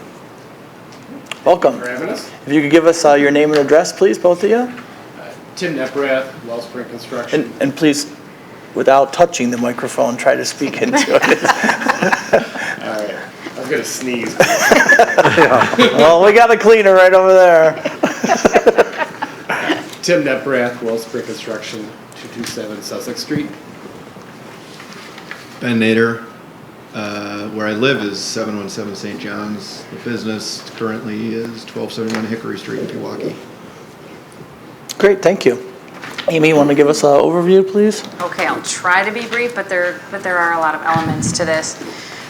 So you may have remember the petitioner came back here in 2017. Property is zoned M1 industrial, and they proposed a doggy daycare then. They're proposing a doggy daycare now with overnight boarding. A commercial kennel or a doggy daycare is not a specifically identified permitted use in the M1 district, but back in 2017, the Plan Commission called it a similar use, and therefore did approve the site plan subject to detailed planning occurring. So we are writing this report as if it is a similar use using your 2017 decision. At that time, you did have discussions about the overnight boarding and sounded pretty favorable over the proposal. The planner did recommend no overnight boarding, but the Plan Commission did favor it. They plan on starting with 8 to 10 dogs overnight, and they may end up with 80 dogs once they have their future addition in place. The waste will be managed through the regular garbage pickup. I mean, they'll be cleaning up on a regular basis, and then it'll be managed through regular garbage. The square footage of the building to start will be 6,392 square feet. It's a one-story building, and then a future addition is proposed at 3,800 square feet, 3,808 square feet. The building, I'll actually go to that. Does comply with all of the ordinance requirements as far as the dimensional standards, setbacks, offsets, height, building floor area, etc. They are proposing 9 parking spaces to start with, and then they will propose an additional 11 to 12 parking spaces when they include the future addition. They are proposing the dumpster on the south end of the property at the end of the future addition. So they'll pave the path to that dumpster right away. They do provide access to the adjacent properties to the east. That is worth noting. So there's an existing driveway right now, and although those properties have their own, the ability to have access to their property, they do use Mr. Nader's driveway, which is already in place. They are proposing a small outdoor area on the east side of the property, and that will be surfaced with concrete and will also contain a completely screened wood fence. The detailed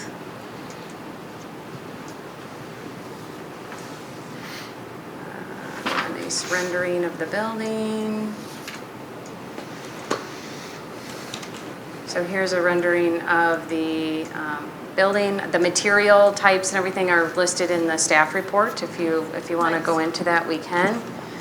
They're proposing 2 signs. The one on the west side is 15.5 square feet. It will be illuminated. The one on the north side is larger, facing Hillside Road. That'll be 52 square feet. Also illuminated. The signs do comply with the ordinance requirements. And landscaping.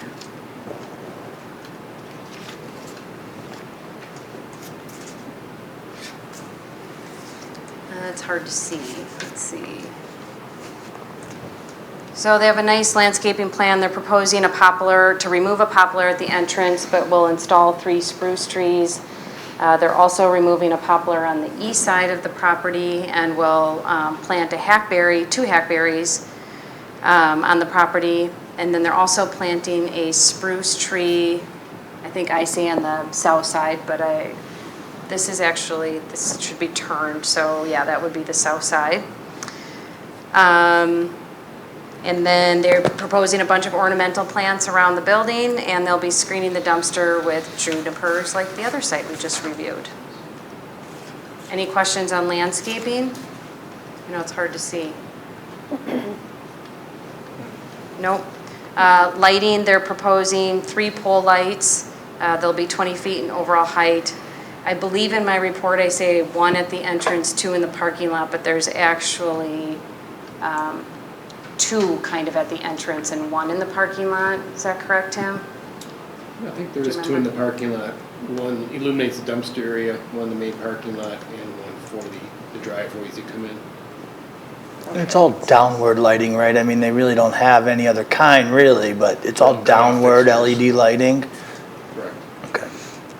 Yeah, and so the lighting, they did submit photometrics, and it does comply with the ordinance requirements. And then stormwater management, they don't need a stormwater permit for their improvements, but our engineers would like to review the drainage. I will show you just really quickly here. The topo map shows quite well that there's a significant amount of drainage that's coming from the southwest, and it enters this small little basin on the property. And so with all the building, and especially the future addition, they want to make sure that water can get diverted around the building and go toward this existing basin that exists to the east. So there's a lot of drainage through the site, and it's important that be resolved. So one of the conditions should be that be reviewed. I think that's all I actually really have. Other than what's stated in my report. They do provide hours of operation and our number of employees, etc. And then I do post a couple of conditions in my recommendation that they should comply with, that we can go to. Do you want me to go through these right away or have any kind of discussion? Yeah, you can go through. It's quiet, okay. So I recommend approval subject to compliance with the city engineer letter dated April 22nd, that a building permit be issued by the building inspector, emergency access be reviewed and approved by the fire chief. He did review it and he has approved the site. Submittal of a detailed drawing of the directional signage. There is a directional sign shown on one of the site plans, but apparently there is no directional signage being proposed. Is that correct? That's correct. So that is no longer required. That all dogs be kept indoors in individual kennels after the approved hours of operation, which I believe they agreed to and do on their other property that they operate out of. And that all waste be properly disposed of. If odor becomes a problem, the city has the authority to place additional restrictions on waste management. And that if the property becomes a nuisance, the Plan Commission can consider additional conditions or revoke the approval with proper notice given to the applicant. The additions that you want, is it for an indoor arena for a run? And the other one for an outdoor area for a run? The future addition Yeah. just would be to expand the indoor run and the outdoor run. So Yeah. no additional services, just be able to handle additional Yeah. canines. Yeah. My grand dog goes to one in Milwaukee, so I know how far it is. I'm just curious, is this a franchise or is this just your own idea? The location we have that I started 8 years ago in Pewaukee, that's the first one, and this is number 2, so Okay, it's not a franchise. but okay, Maybe one day. just curious. They're getting to be quite popular with people who work, Oh, for sure. you know, and I know from experience that it's great if you have a pet to be able to take them to a place like this, because when you go pick them up, all the energy is gone. Okay, Amy, I any other? make a motion to approve as presented this evening. Second. Done yet? Wait, No. With approval of, or contingent upon review by the Public Works Committee Yeah. and satisfaction of the engineer's letter. And this Was is there- Dan. did you have one other thing? The Oh, the topography, recommendations. And the drainage? That That's Public Public Works. Works. Oh, you got that? I Okay. think Public Works will cover most of what's in there. can we work, are you including the recommendations from the city planner in the letter? Yes, including the recommendations in the city planner's letter. So say it one more time for Okay, Sally. We're approving, we're going to approve the development as presented this evening in accordance with the recommendations outlined by the city planner's letter and contingent upon Public Works review. Perfect. Second. Thank you. Is there any discussion? All in favor say aye. Aye. Opposed? Abstentions? Thank you very much. Welcome to the city of Delafield. Thank you. Thanks. Should be a great success. Okay, 5E, DELC 0800.011, 1825 Sunset View Drive, DELC 0800.012, 1835 Sunset View Drive. Hold on, Ken, Am I- you skipped one. Yeah. Oh, I Schneider. did? Schneider. I'm sorry. All right, DELC 0792.041 and 0792.042, 419 Wisconsin Avenue, owner applicant Andrew and Michelle Schneider. Applicant seeks approval for a certified survey map to combine 2 lots. Is the applicant here? Have at it, Amy. Okay, so I'll be real fast here. These are just, the applicants own 2 adjacent lots on Wisconsin Avenue. This is just north of St. John's. And they are proposing to combine the parcels. The existing home straddles a lot line. They're not proposing any improvements right now, but they may in the future. And actually, it's a nice improvement because the lot to the west is non-conforming to the zoning requirements, and it would make it a single conforming parcel. And so I recommend approval subject to the surveyor comments. He had several comments prior to sending it to Common Council. I recommend approval of item 5D, subject to the conditions laid out by the surveyor and approval by Common Council. Second. Any discussion? All in favor say aye. Aye. Opposed? Abstentions? Passes. Okay, DELC 0800.011, 1825 Sunset View Drive, DLC 0800.012, 1835 Sunset Drive. Applicant Jeffrey Tagone and Mike Ritter. Are the applicants here? Yeah, you just get Jeff. Gotcha. Okay, Jeff, name and address, please. Jeff Chugum, I'm West 347, North 5225, Elm Avenue, Okachie. Great. Amy?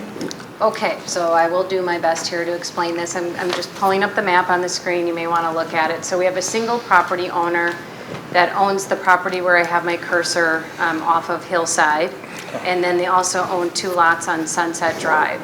Right now, none of the lots consist of these narrow strips.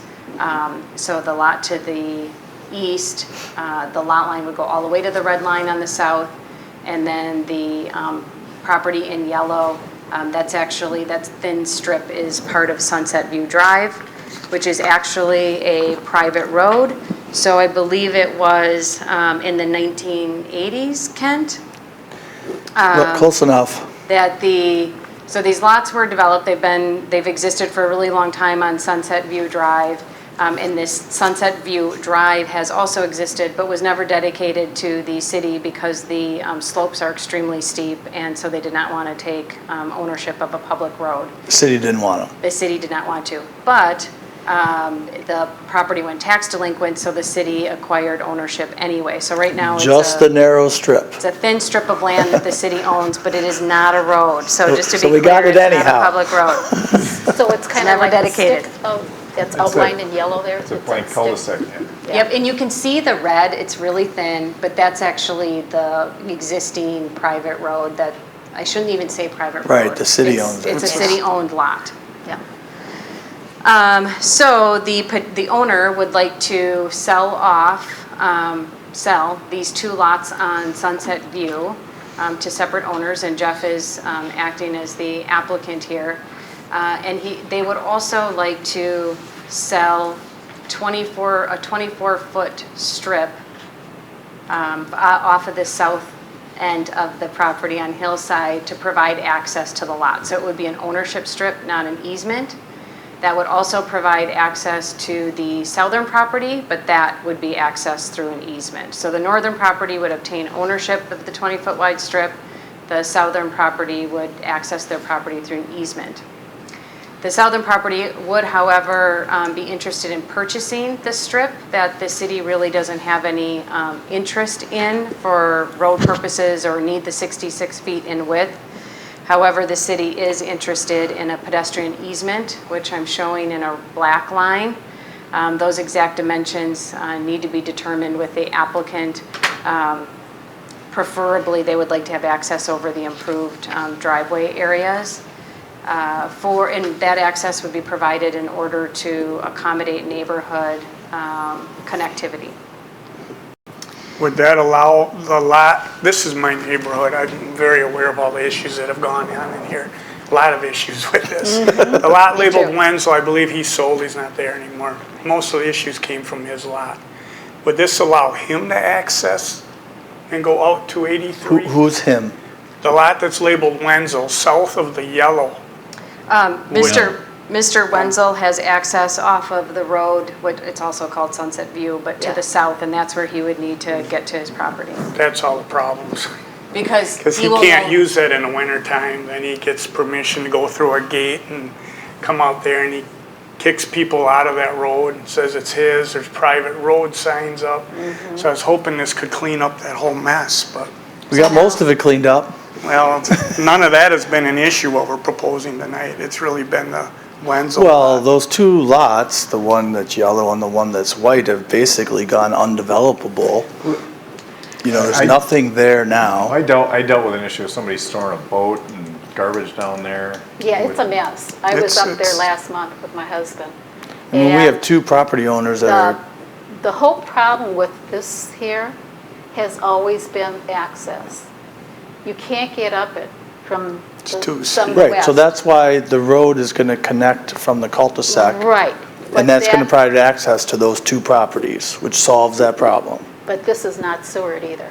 There's another problem. So, and I do want to talk about that real quickly, but the fire chief did comment on this, and he feels that the access to the east is reasonable, provided the driveway is 12 feet in width, and there's 14 feet of height clearance, and that the addresses are off of Hillside. So right now, the addresses are Sunset View. Those would need to be changed. But the lot being served by septic, requires a minimum lot size of 5 acres, and if they sell off the strip of land to the property with the boundary in white, it would make a non-conforming lot more non-conforming, because it's currently 3.17 acres, and it would become something smaller. So if you do allow the ownership strip versus the easement, they would need to go through a variance process in order to get approval. Now, we had 2 lots just below, well, they're actually up on there, that were platted at the same time in the late 60s. Those were vacant till just 6, 7 years ago. They're under 5 acres, and those were developed. And I was told by Scott that it's because they were platted back then. Right. So it's old I'm Delafield thinking versus this new would Delafield. fit that too, that they could put a house and septic on it because they were plotted back then. They can put a house and septic on the lots. Scott and I have talked about that. It's actually one of the conditions, recommended conditions, is that they get an environmental health approval from the county to make sure that the lots are suitable for a septic system, but I would assume that they So are. perk test and that kind of thing? Sure. But because they're making the lots smaller on Hillside, that does a require problem. variance. Yeah, okay. They're making it more non-conforming. Right. The problem too is that private road leading in. I went up there with my husband, and I remember this very clearly. You're talking about up the hill? Past. No. Coming Up from the top. east. There's a private road for this whole area. Could you go back to the map? Go back to please? the map. Exactly where you're talking about? You see, go up a little bit. You see Sunset View, it kind of goes like this. To the south. Right. Yeah, It that- yeah. goes to the south. There's a When it gate goes up to there. the south, Right. it's only as wide as a normal Okay. driveway is. So there's no way that emergency vehicles are going to be able to get in it. The trees and the shrubbery are very close to. So I don't understand why we're talking about That's not a that. part of this. I'm not suggesting doing But it. they have to access that way. They Well, From don't. the No, east, that's they're what the gonna fire go- They department don't. asked They're for, gonna is go off the access other from cul-de-sac east to up the on top. top. But I thought you had to have 200 feet to put a driveway, 200 feet to put a driveway. of width. Yes. You guys, part of the recommendation is to have a conceptual conversation to allow a lot that doesn't abut a public road and the flag lot provision. And that this is such a unique provision, such a unique circumstance because the lots have existed for decades and it was platted as if that was going to be a public road and it's really not. Right. So to prohibit them from moving forward in any way is not allowing them to use the lots for their permitted purpose. So this truly is a very unique scenario. It's not a new lot being proposed or developed and the creation of a new flag lot. It's providing access to existing lots. So maybe this is what's confusing you, Laura. The stem of that flag is not going to be used for access. It is not. They're going to the north Okay. through an easement. What about the lot at the end of that stem? Because That's that the one one I is was at. undeveloped too. Not the Wenzel lot. There's a house on there. Right here. Oh, that one. That one there is not developed either. Are you to the south? Yeah. So the south, Southeast. nothing's changing going to the south? Yeah, this It's an doesn't existing pertain to that. circumstance. I'm wondering how that's going to affect that. There shouldn't be any change, because those properties they're not going to benefit and don't now benefit from the road that goes to the south. So it's a separate. This all, what they're talking about tonight all So goes both out these there. houses are going to access this. So you have the shed. These two. Yeah. This doesn't. Everything Yeah, I know stays the this. same down there. But this here, these 2 lots will have to use this Yep. shared driveway. And it is, I do want to note that, I think on the map you can see this Jennifer Strowig property to the east. It does look like she uses this road as a secondary access point, and I'm not sure how, maybe the applicant can explain what's going to happen there, because she will lose the ability, not that she technically has the ability to use it now, it's city-owned property, but she won't, that'll be privately owned now, that strip. Well, she'll be able to walk across it. Yeah, right. Everybody knows a certain aspect of this. It is extraordinarily complex. It was a monster mistake of decades ago that we're kind of left with here today. It was. For multiple months, lots of different options, lots of different perspectives, lots of different viewpoints. 7 different parties are attached to it, an owner, 2 different people coming out. There's a pretty good sized commitment related to this. That which has been abandoned and kind of has the gravel, it's more gravel than asphalt nowadays, is a dumping ground, as mentioned. You know, there's boats, there's all kinds of garbage up there still to It this was day. more of a dirt road when I went in there. Yeah, yeah, it's And a it pretty sits rough shape. between 2 hills. Yeah. So being a dumping ground, what we want to do is convert that from a dumping ground to an actual roadway and to pave it.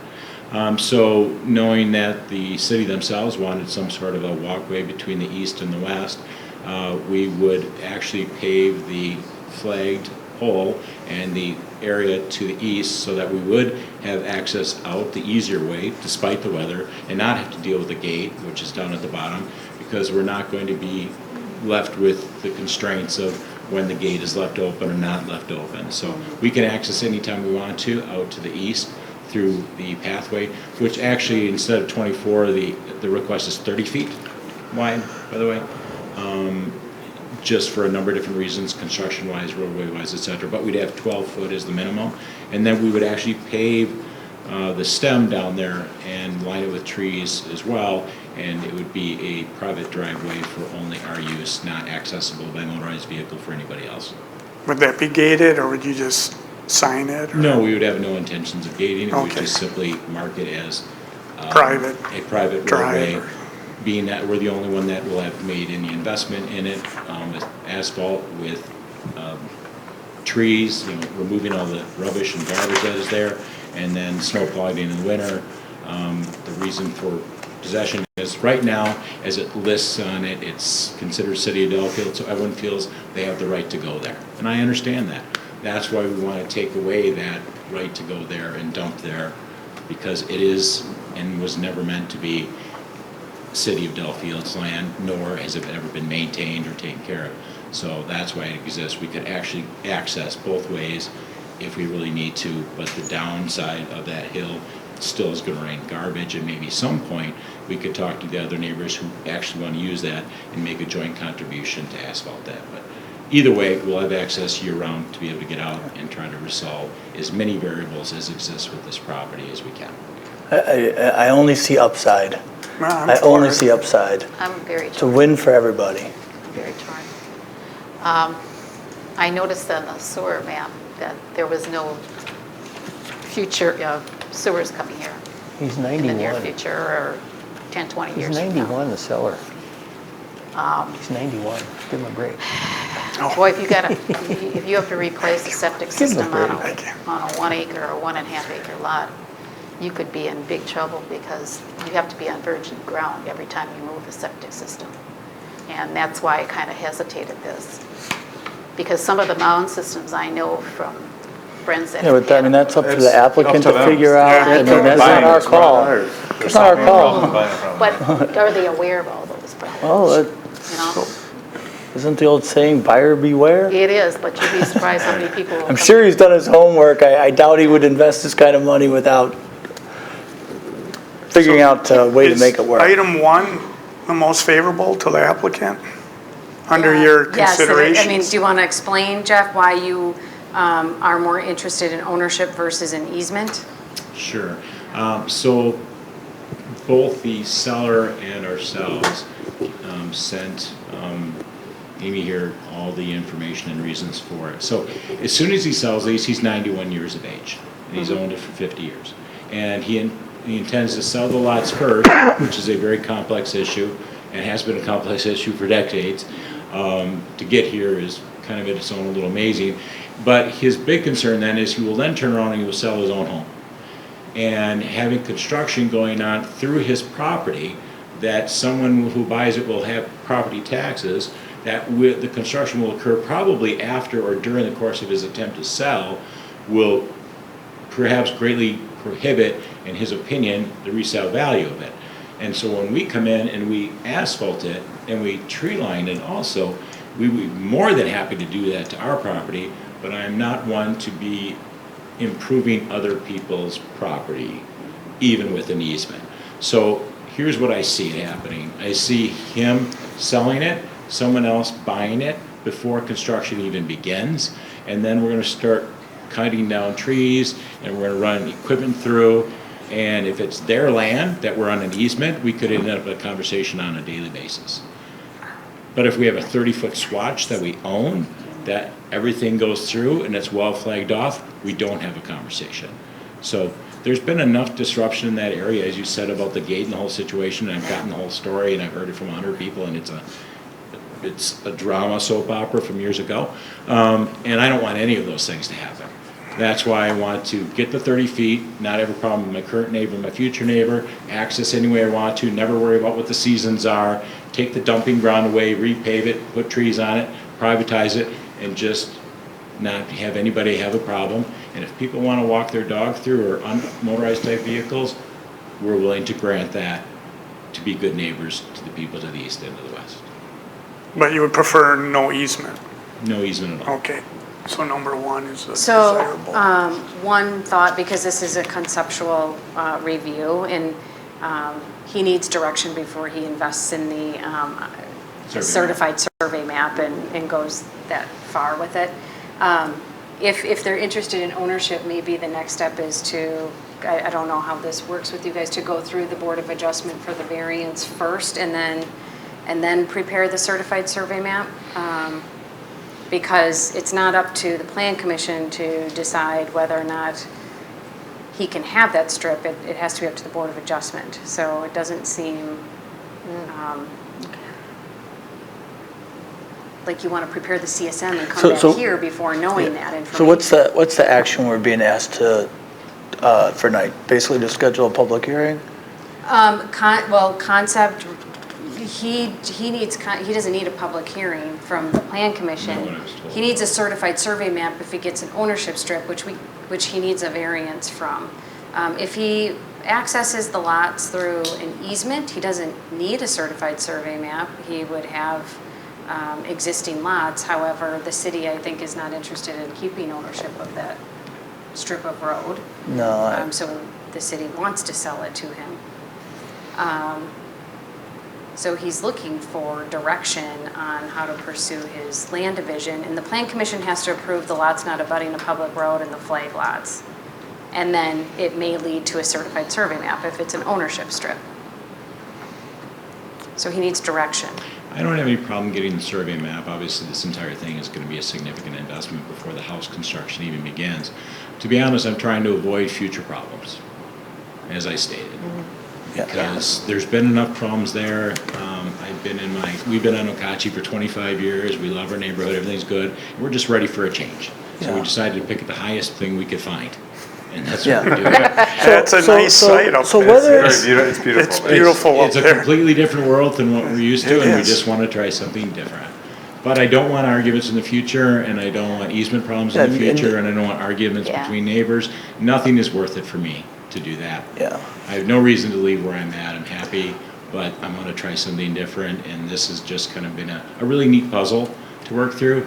The city administrator told me right out of the gate, this is going to be a huge puzzle. I said, good, I like them, but I also don't want conflict. And I think this proposal, even with the variance, avoids conflict for a long time to come. So right now, my friend and I are looking at buying it. Getting those people to commit at the same time is pretty amazing. But someday we're going to sell, one or the other. Right. So that's where the easement through each other says you can go both east and west, making it relatively unique. That's where there has to be a shared agreement for maintenance, which is going to be written into the deeds. But the access out on a seasonal basis all the time, also necessary. But the interruption and having an easement over yet another party could create issues, mostly during construction, in my opinion, but beyond that. So Mr. Furterbar likes this strategy. He proposed it, and we've agreed to this strategy, come up with a pricing system. And as far as the quote-unquote sale of the city of Delafield, we're not offering to buy it. We're offering for it to get quick deeded over. Right. So I'm all in favor of option one here. So what you're looking for, if we approve the concept of option one, if we approve that tonight, then he needs to go to the zoning board of appeals. Would it be contingent upon what our? Just simply approving, advancing option one contingent upon approval by zoning board of appeals, is that good enough? I think you can do that. He probably just doesn't want to pursue the certified survey map until he has that variance. I get that, I mean, Yeah. so, I don't think we start a clock ticking by But approving. we kind of need this and zoning board of appeals. Yeah. I We mean, don't so- want to just approve this and then they think they got it without Well, going. if they need to tweak it. It would be come back some- contingent upon, right? Yeah, I think it should So be you could approve contingent. the flag lot and lot not abutting a public road contingent upon a variance. From, Waiver from public road standards and waiver from flag lot standards, subject to Board of Adjustment approval. Yeah. And then he would come back and get a certified survey map from you. And then just to clarify, that then at some point, we're getting the deeded easement through there, the city is, correct? Yeah, for people to be able to walk down, Right, motorized okay. vehicles, walk Okay. the dog, walk So- your baby. Yeah, carriage. so let's go. So let Part me of the get, reason for the wider 12-foot is that you can go by safely. Yeah, You know, yeah. aside from the full fire engine thing, I don't want to go down my driveway and have somebody walk, you know what you're saying? I mean, it's like, there's a safety element into this Well, yeah. also. so You can work through those details either with signage or So something. before I forget it, I'll make a motion to approve the plan as presented as described under option 1, which involves the creation of the flag lots and the deeding of the quick deed of the city property to the property owners as described, contingent upon approval by the zoning board of appeals. second, Does that get it? And what about maybe an agreement? Dan made the second? Dan, And And an agreement with the city related to the pedestrian easement? that's part of the plan, I mean, That should be. that's part of the, so yeah, absolutely, that's part of the plan. So you're is- amending your motion to include Well, that statement? that's part of option 1 is the pedestrian access agreement. I intended to if it's, I don't think it's in that option 1, is it? Yeah, so it's that's at the bottom. So there's like these different options. Oh, okay, And there. then at the bottom, it says you would need to do these other things. So I'm sorry, Tim, you want to withdraw it and withdraw your I text? killed Just it. make sure we get it right, Kill please. that. So let me see what we got here. It just says, because this was a conceptual Yeah, no, I get it, review. I get it, and I know it's gonna come back to us anyways, but, so what else do we have in there? I can't. If any development opportunities proposed, the Lake Country Fire Chief will need to review the proposal, which, I mean, he did do his preliminary review. A preliminary site evaluation should be completed to ensure each lot is suitable for a septic system. An easement language for the use and maintenance of the driveways and pedestrian easement need to be reviewed.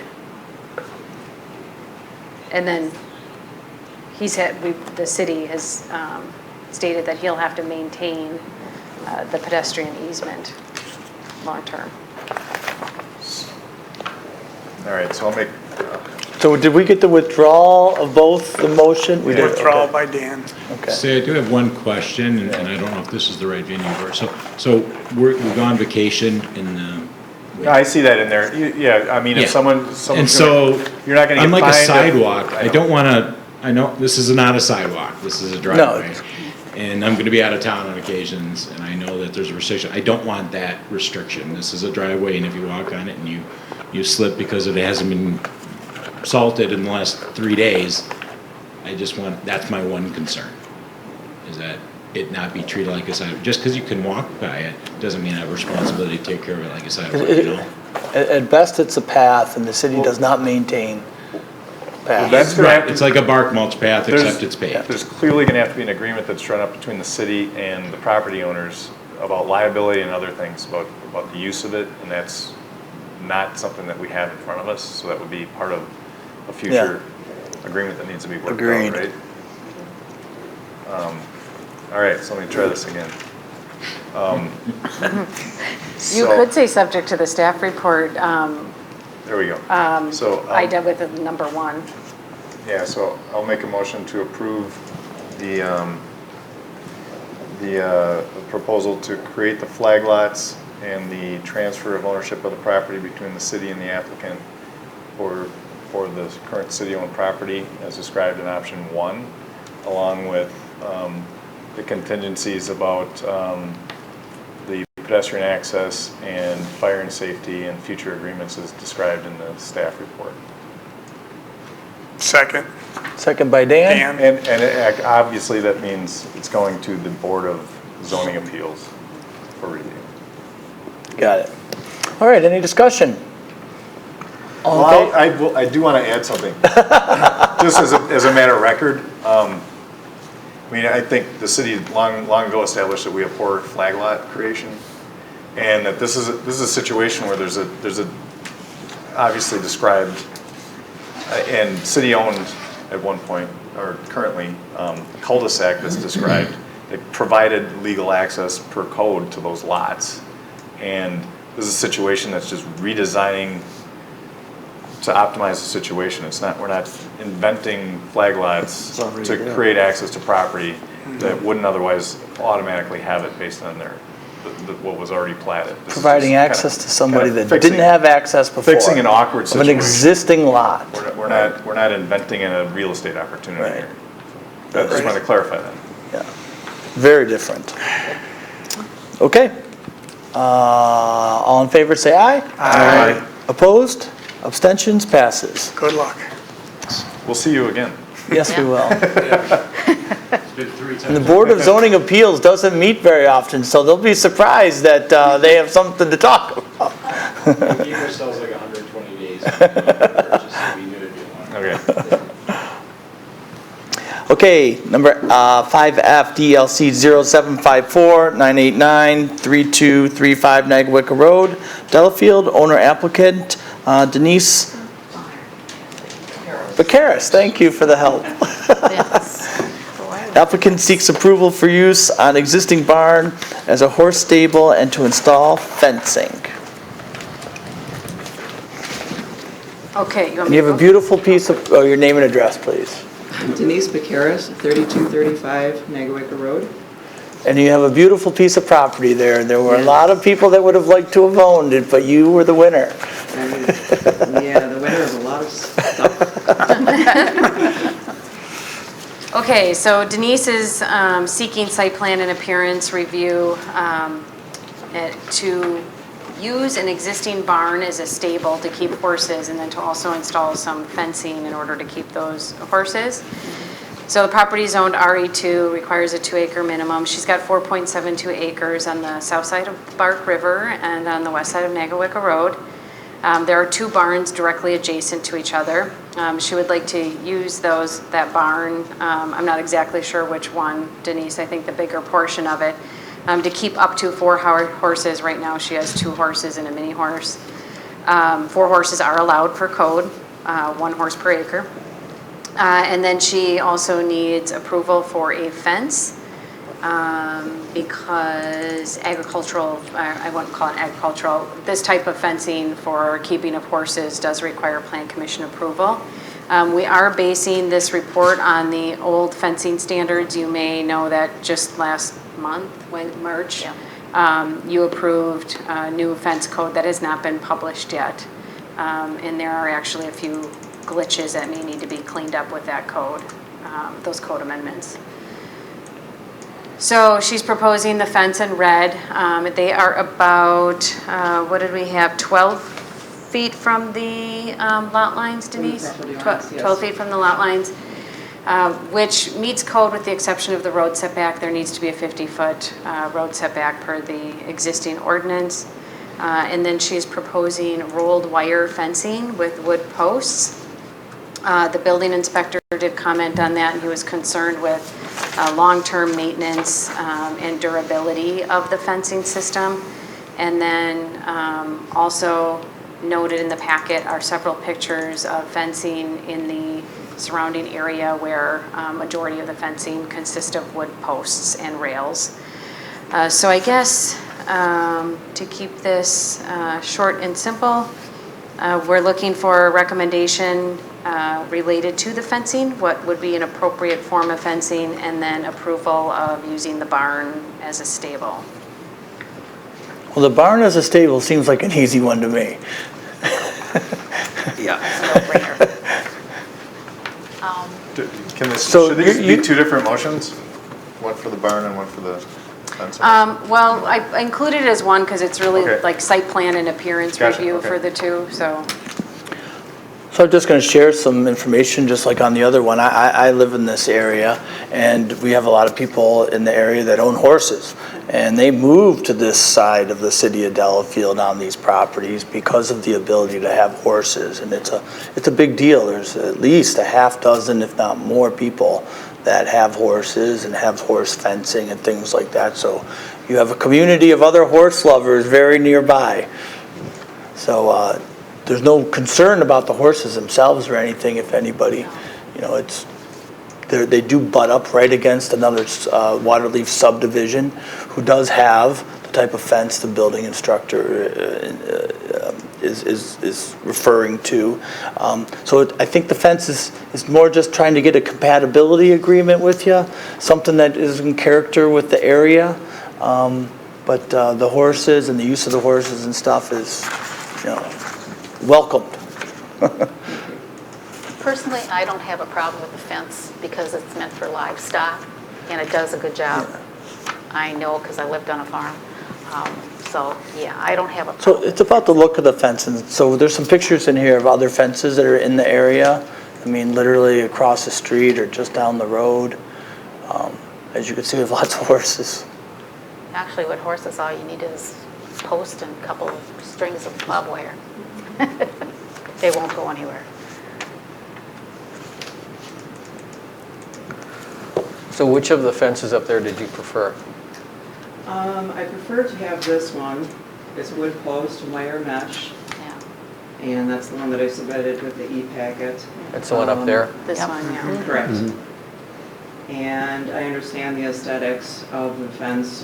This one here is 1910 Price Road. This is the type of fence that I would like. This is the same thing that I submitted. It just has the top rail. And if I'm able to have the wire mesh fence in order to make it more aesthetic, if that's something that would sway you over to my side, I would put the top rail on it so it would look like this. I can tell you that picture is literally out the front door of my house. I look at that fence every day. But it does have the top rail, right? And yes. It's painted black. Correct. Right. And there are, I don't know, can I speak now or? Yep. Okay. The reason that I want to have this wood post and wire mesh fence is the functionality of the type of fence. It keeps my horses and small dogs in, and it keeps my neighbors' pets, children, as well as some wildlife out and safe. Regarding wildlife, opossums in particular carry a disease transferable to horses called EPN. A wood post and rail fence would not accomplish these goals. The proposed fencing is very sturdy and virtually maintenance-free, unlike a post and rail, as there's less material to rot over time. As far as compatibility with the immediate neighborhood, this fence is very similar to one located at 1910 Price Road. This fence is directly across and in full view of the Waterleaf subdivision. According to aerial pictures from the Waukesha County Internet Mapping site, the Price Road fence was installed in 2005. The houses on the southern end of the subdivision were being built around 2006 to 2007 after the fence on Price Road was installed. Noteworthy is that these homeowners chose not to add visual barriers between themselves and this fence. So that is an example of the fence I'd like to install on my property, and I'm willing to put the horizontal board on it if that's something that you guys would require. As I understand, an alternative fence would be galvanized chain link that is allowed by the ordinance, and although it does accomplish the functionality that I would like, it is not, in my opinion, as aesthetically pleasing. I have read in past common council meeting minutes that the city of Delafield is in favor of the country feel. So as a side note, the reason for my fence to be 12 feet inside my property line is that I already have spent thousands of dollars on mature evergreens on the southwest corner of my property near the tennis courts of the subdivision. This enhances my views from the subdivision and their view from my property. I think the reason that my neighbor has the top rail is because he's got an electrical wire that runs all along that top rail. You can, there's insulators that you can also do that with this type of fence with no rail. Okay. You can also install that as well if you wanted. Does that You keep don't- you out, Kent? Yeah. Is the wire on the outside? I tell you, it's tough to cut the grass along the bottom of that thing. The weed whacker gets stuck in that fencing all the time, and they are wear tough gloves. to cut around, I'll tell you that. How do we go from horses to weed whacker? I don't like the place idea is of cool. it being electrified because of kids in the neighborhood. Well, they have They only do it it's once. low voltage. Yeah, we've all done but- that. No, I mean, frankly, I like the idea of the matching the fence on 1910 Price Road. I understand the expense of the fence and how much you got to work with, and also the fact that other fences are already around. I think top rail adds a lot of doesn't seem like a lot. I know it's expensive, but it adds a lot to the aesthetics of it that I think would be acceptable because it's already there. I mean, I'm just weighing. I would agree. I look at it all the time, I think it's fine. But it's got that top rail. So we're looking at that fence with a Yes, top rail. absolutely. Yeah, flat top Gotcha. rail. Okay, Sounds good. yeah, let's do it. Is there a motion to approve the fence with the wood top rail? Motion to approve the Picaris proposal as shown this evening with the addition of a top rail and the ability to use the existing barn as a stable. Second. Any discussion? I'm sorry, who seconded that? Dave? Dave. Dan made it. Oh, yeah. you All made right, the all in motion. favor say aye. Aye. Opposed, abstentions, passes. Good luck. Good luck. See, it wasn't that Happy trails. bad. I was going to vote nay. I'll have to cruise by there. All right, 5G, DLC 07909999001, W367 Oakwood Drive. Owner applicant Rogers Memorial Hospital. Applicant seeks preliminary feedback on an amended conditional use to provide temporary flexibility during emergency situation and schedule a public hearing. So- Welcome, your names and address? I'm Bob Snyder, I'm the attorney representing Rogers. I just moved 100 South Main Street, Suite 201, Oconomowoc. And I'm Barbara Whitstone. I'm the Vice President of Facilities for Rogers. And I'm at South 24, West 22035 Broadway in Waukesha. Okay, got this one, Amy, or you want some help? Sure. No, well, I'll do what I can here. So the mayor issued an emergency order to allow Rogers to temporarily modify the type of patients that they have in their facility because of COVID-19. They're going to be allowed, or they are, have already probably, made the switch, no. Would like to make the switch to 14 adolescents versus the 24 adults. That's just to get rid of that double occupancy, and because of that, they have to maneuver who goes into what facilities. So they're proposing this conditional use so that they can have flexibility in the future whenever there's an emergency event that might cause that to occur. And I think that's about it. They drafted their own conditional use amendment, and I think it's worth just looking at the wording real quickly here, because what they are referring to is to allow temporary flexibility during the pendency of any declared emergency or other difficult community health matter. So that's a little more broad. They use COVID-19 as an example. However, it does need to be determined by the mayor of the city and for reasonable periods after such periods to go back to the original CU. So under a difficult circumstance, it would be up to the mayor to decide that flexibility. So I have a question. I think I get this. I was on some of the correspondence because you guys are in my district. So essentially what you're saying is instead of the adults, you move in 14 adolescents, and this, according to this CU that you're drafting in these situations. So this situation came up because that was exactly what we wanted to do. Okay, we great. wanted to move 14 adolescents to the site and move the adults at that site off for a number of reasons, including the fact that we didn't have approval past May 15th when the mayor's emergency declaration is up. We chose not to do that, and it's unlikely that we will do anything related to COVID. Really, simply, all we're asking is to have some kind of a pathway to request a change in the future if something happens.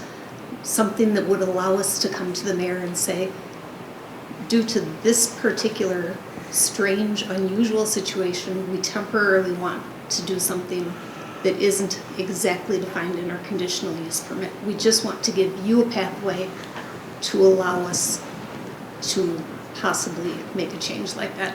We're not asking for carte blanche. We don't have to tell you. It's just a pathway for the mayor to be able to allow us to make a temporary change if he feels that he's in agreement. Or she. Or she, yes. That they're in agreement with us regarding the situation. So the reason we were able to do it this time is because we declared a state of emergency, so the mayor has that power. You're asking for the mayor to have that power even if there isn't a declared state of emergency. Correct. And essentially, am I correct in saying that the update to the conditional use kind of let you oscillate back to the conditional use that was in place prior, very similar to it anyways, maybe even lower occupancy rate, right?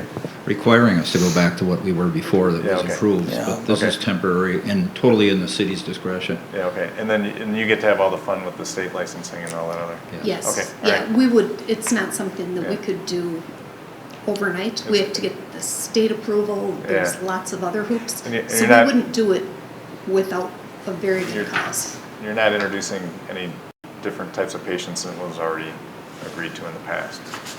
Well, in this situation, what- we did not plan to. In the future, I don't know, it might be. I'm not sure you heard his question. No, but so you're talking about a primary diagnosis of an eating disorder with no violent schizophrenia or outbursts, or it's similar to what you have in place right now. Correct, what you had and in place that was what we requested for COVID. In the future, we might say, hey, we'd like to put our OCD residential kids there for a short period. If that's not acceptable, we wouldn't be able to do it. But none of our patients have the active psychoses, and we don't accept people into the program, any of the programs, if they do. It's safety for our staff. Can I add something? Yeah. What we did is we said there's a restriction rate in the conditional use permit, and it says, and I reiterated in the amendment, that in no event shall patients who have exhibited recent psychosis evidenced by violent or disruptive behavior be eligible for entry into any program at the facility.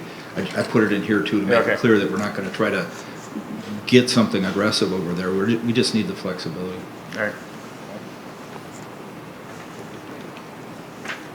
So they So I- need your feedback and then to schedule a public hearing for May. I mean, I think I- in these situations, I think you need to act promptly, and under odd situations, I think you want flexibility, and as long as it's within, something that the mayor needs to review before granting the approval, that's what's in here. I think it sounds very reasonable. I mean, Yeah, I'm I fine want you with it. guys to be able to manage Yeah. your facility and health of the patients, so. I just have one question. Does this area and this place and where the adults were or have been, is this the same situation we were involved in a couple years ago? Yep. When there was some opposition in the neighborhood on having the younger people there? And so, at least from this standpoint, I think in preparation for if you have a public hearing, just words to the wise, we want to be prepared for that. And also, the temporary nature, as you pointed out, becomes important. It has to be extreme circumstances, and I think obviously what the mayor did here on a temporary basis was the right thing to do. And you should feel comfortable coming to the city to help you out in these circumstances. But with every decision you make that's risk, you have to be prepared for that. And not that I'm putting on you an alert, but we're sensitive to it. I just want to make sure we're talking about the same situation. Yes. And I know in your documents we reviewed at length the last time that your inpatient limitations eliminate violent behavior and other paranoia situations or any kind of mental illness of that nature. Because this is an eating disorder area. That is the program that is there Yep. at the moment, yes. Okay, thank you. Thank you. So I think you got positive feedback and we'll schedule public hearing then, right? Yep. Sounds good. Oh, do we need a motion? I don't think so, it's just No, just as No. good, no. provide the. Good luck. One other quick thing, I just wanted to thank the city and the mayor for their quick action. Yes. That was tremendous. The other circumstances made it that we couldn't do it really to the extent that we needed to. But we appreciated Delafield doing that. And finally, on the amended application, Ms. Barrows pointed out that we had the wrong tax key numbers and that, and somehow in this process, the original conditional use permit has the wrong tax key numbers on it. It's just a We know where you typo on the live. thing. No, that's good though. I'm glad just- that's gonna be cleared up. Get back So that's good. Thank you. I'm glad we could have been helpful on that. I think we turned that in like 48 hours or something like That that. was tremendous. Amazing, And yes. frankly, I'm assuming future mayors will be the same as this one, where, he reached out to everyone. Older people, city administrator, fire, safety, so the system works. So. It was very, very much appreciated. Thank you. And I stand corrected, we do need to make a motion to schedule the public hearing?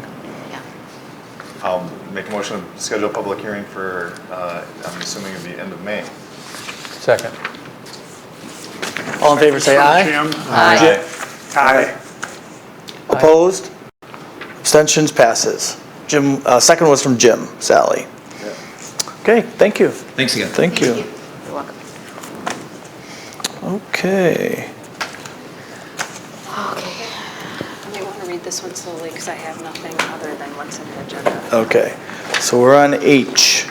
DLC 0825.994, 701 Maple Avenue, Delafield owner applicant Heartland Sportsman's Club.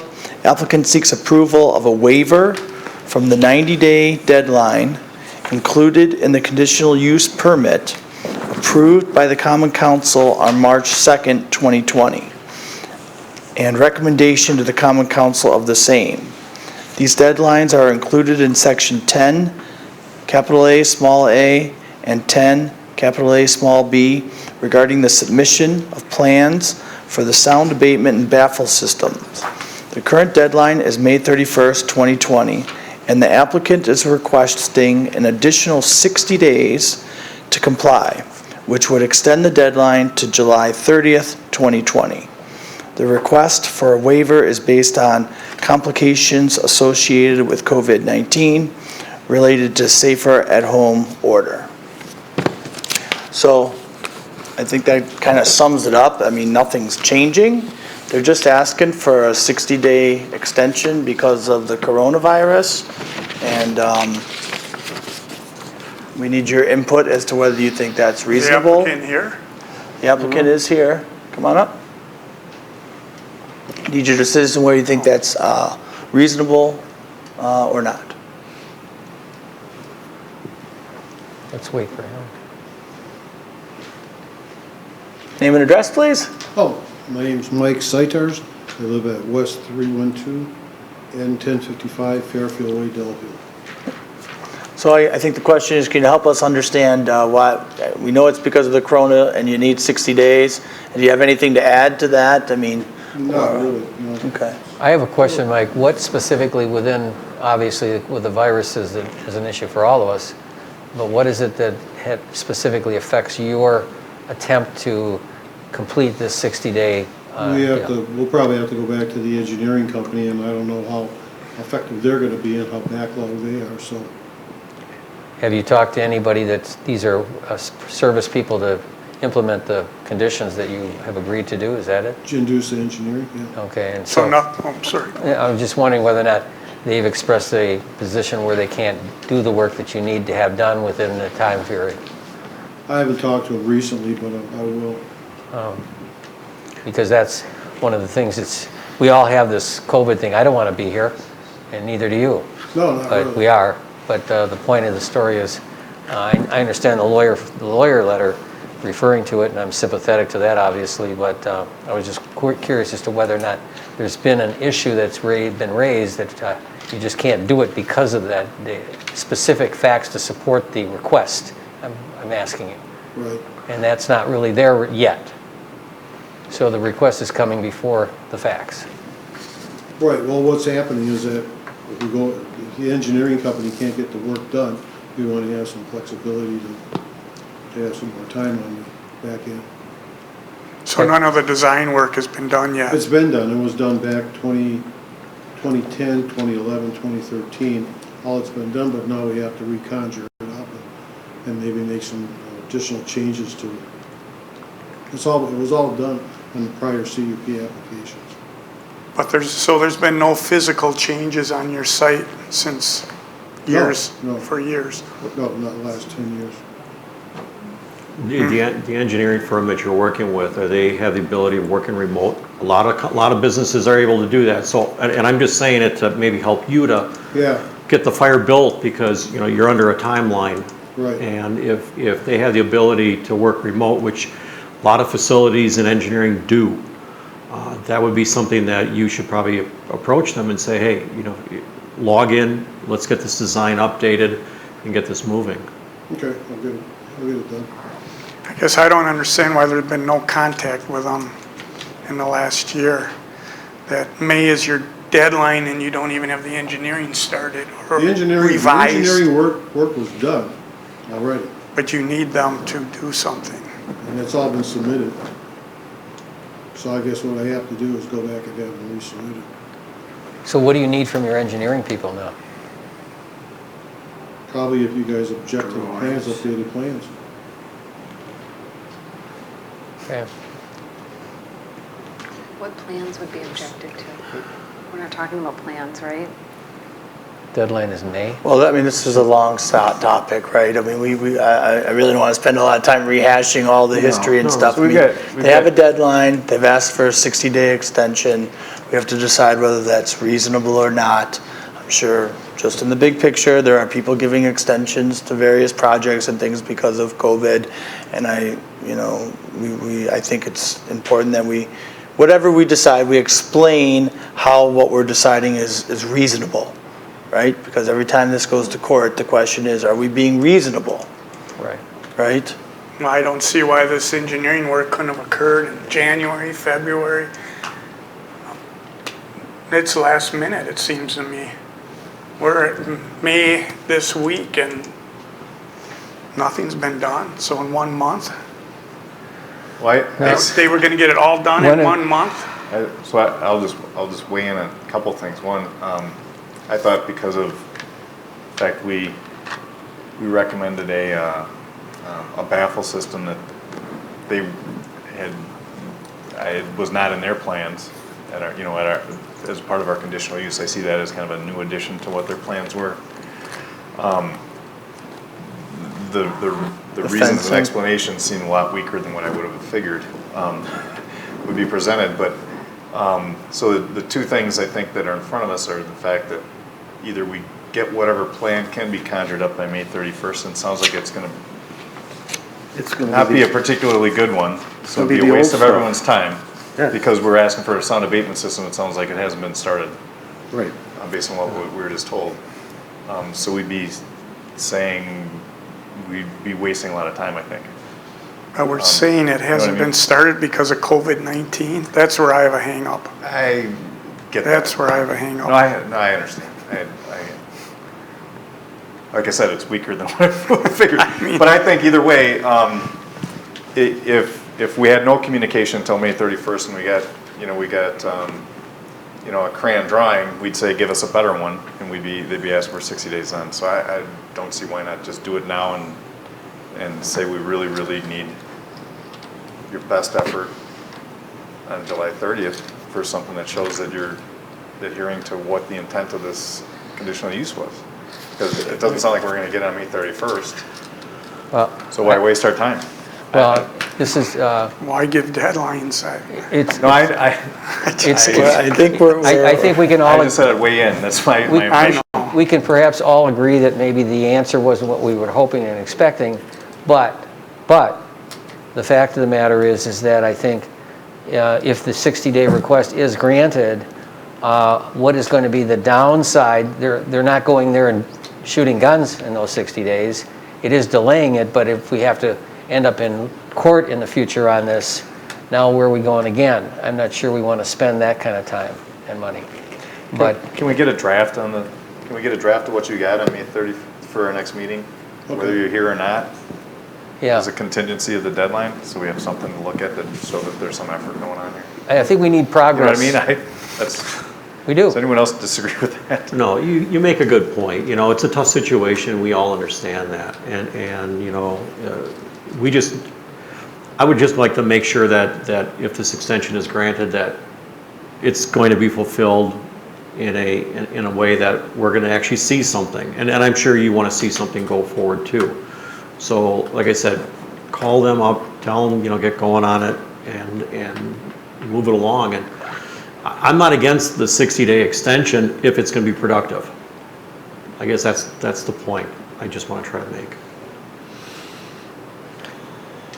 So I hope you understand what we're telling you, that you got to get some connection here with that company to get some sort of deadline and plan to be able to present. We did have, on prior CUPs, we did have that engineering firm here. Yeah. And presented those plans.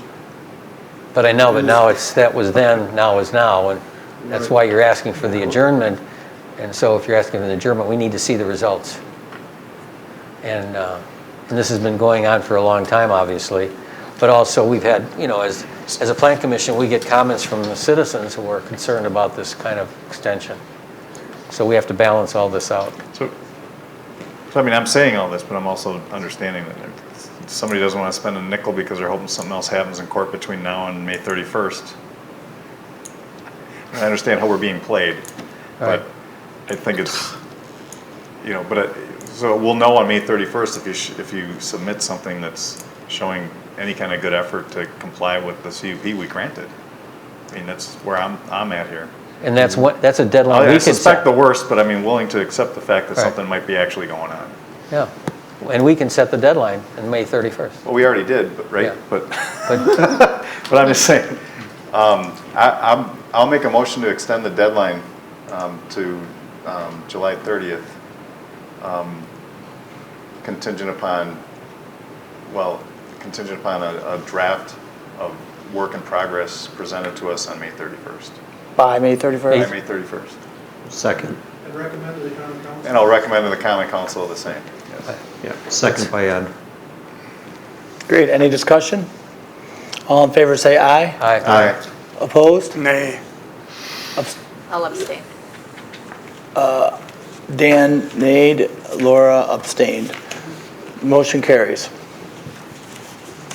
Great. Good luck. We look forward to get something delivered by the 31st. No chance. It ain't happening. I think the last one we pretty much covered already. Yeah, we did cover the next one, didn't Yeah, we? and Maybe they answered all the questions too. Yeah. No. No, we 502 Genesee is a different property. Oh, the dumpster. F.I. I'm sorry, I, are we on I? Yes. We're on aye. 5-I. Aye. DLC 0793.028.003, 502 Main Street, Delafield. Owner applicant Hendricks Commercial Properties. Applicant seeks conceptual site plan and appearance review in order to modify the enclosure of an existing dumpster which serves multiple sites. This property is part of the conditional use, which will need to be modified. Okay, so I'm going to quick go to the aerial photos, so you know what property I'm talking about, but then I actually need my staff report to give you guys a Up summary. and here we got an applicant. We've been waiting a long time. Name and address, please. Mike Bratz, Hendricks Commercial Properties, 525 3rd Street, Suite 300, Beloit, Wisconsin. Carrie Schutz, Hendricks Commercial Properties, 525 3rd Street, Suite 300, Beloit, Wisconsin. Great. Amy? Okay, so just to show you where we're at here, this property is actually south of Main Street, next to the property we talked about previously tonight. It's in between the Wells Street multifamily development and then the Delafield Square Mall condominium on Genesee Street, okay? That's the little house? Small property. It's the house. Yeah. Yes. Yeah.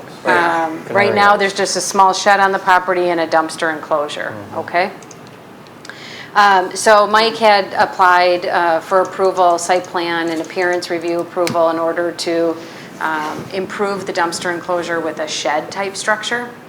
And so that would include, it would be 28 by 30 feet, 840 square feet, which is actually, somewhat large of a shed. It'll be roofed. The proposed shed will be 15 feet, 4.5 inches tall.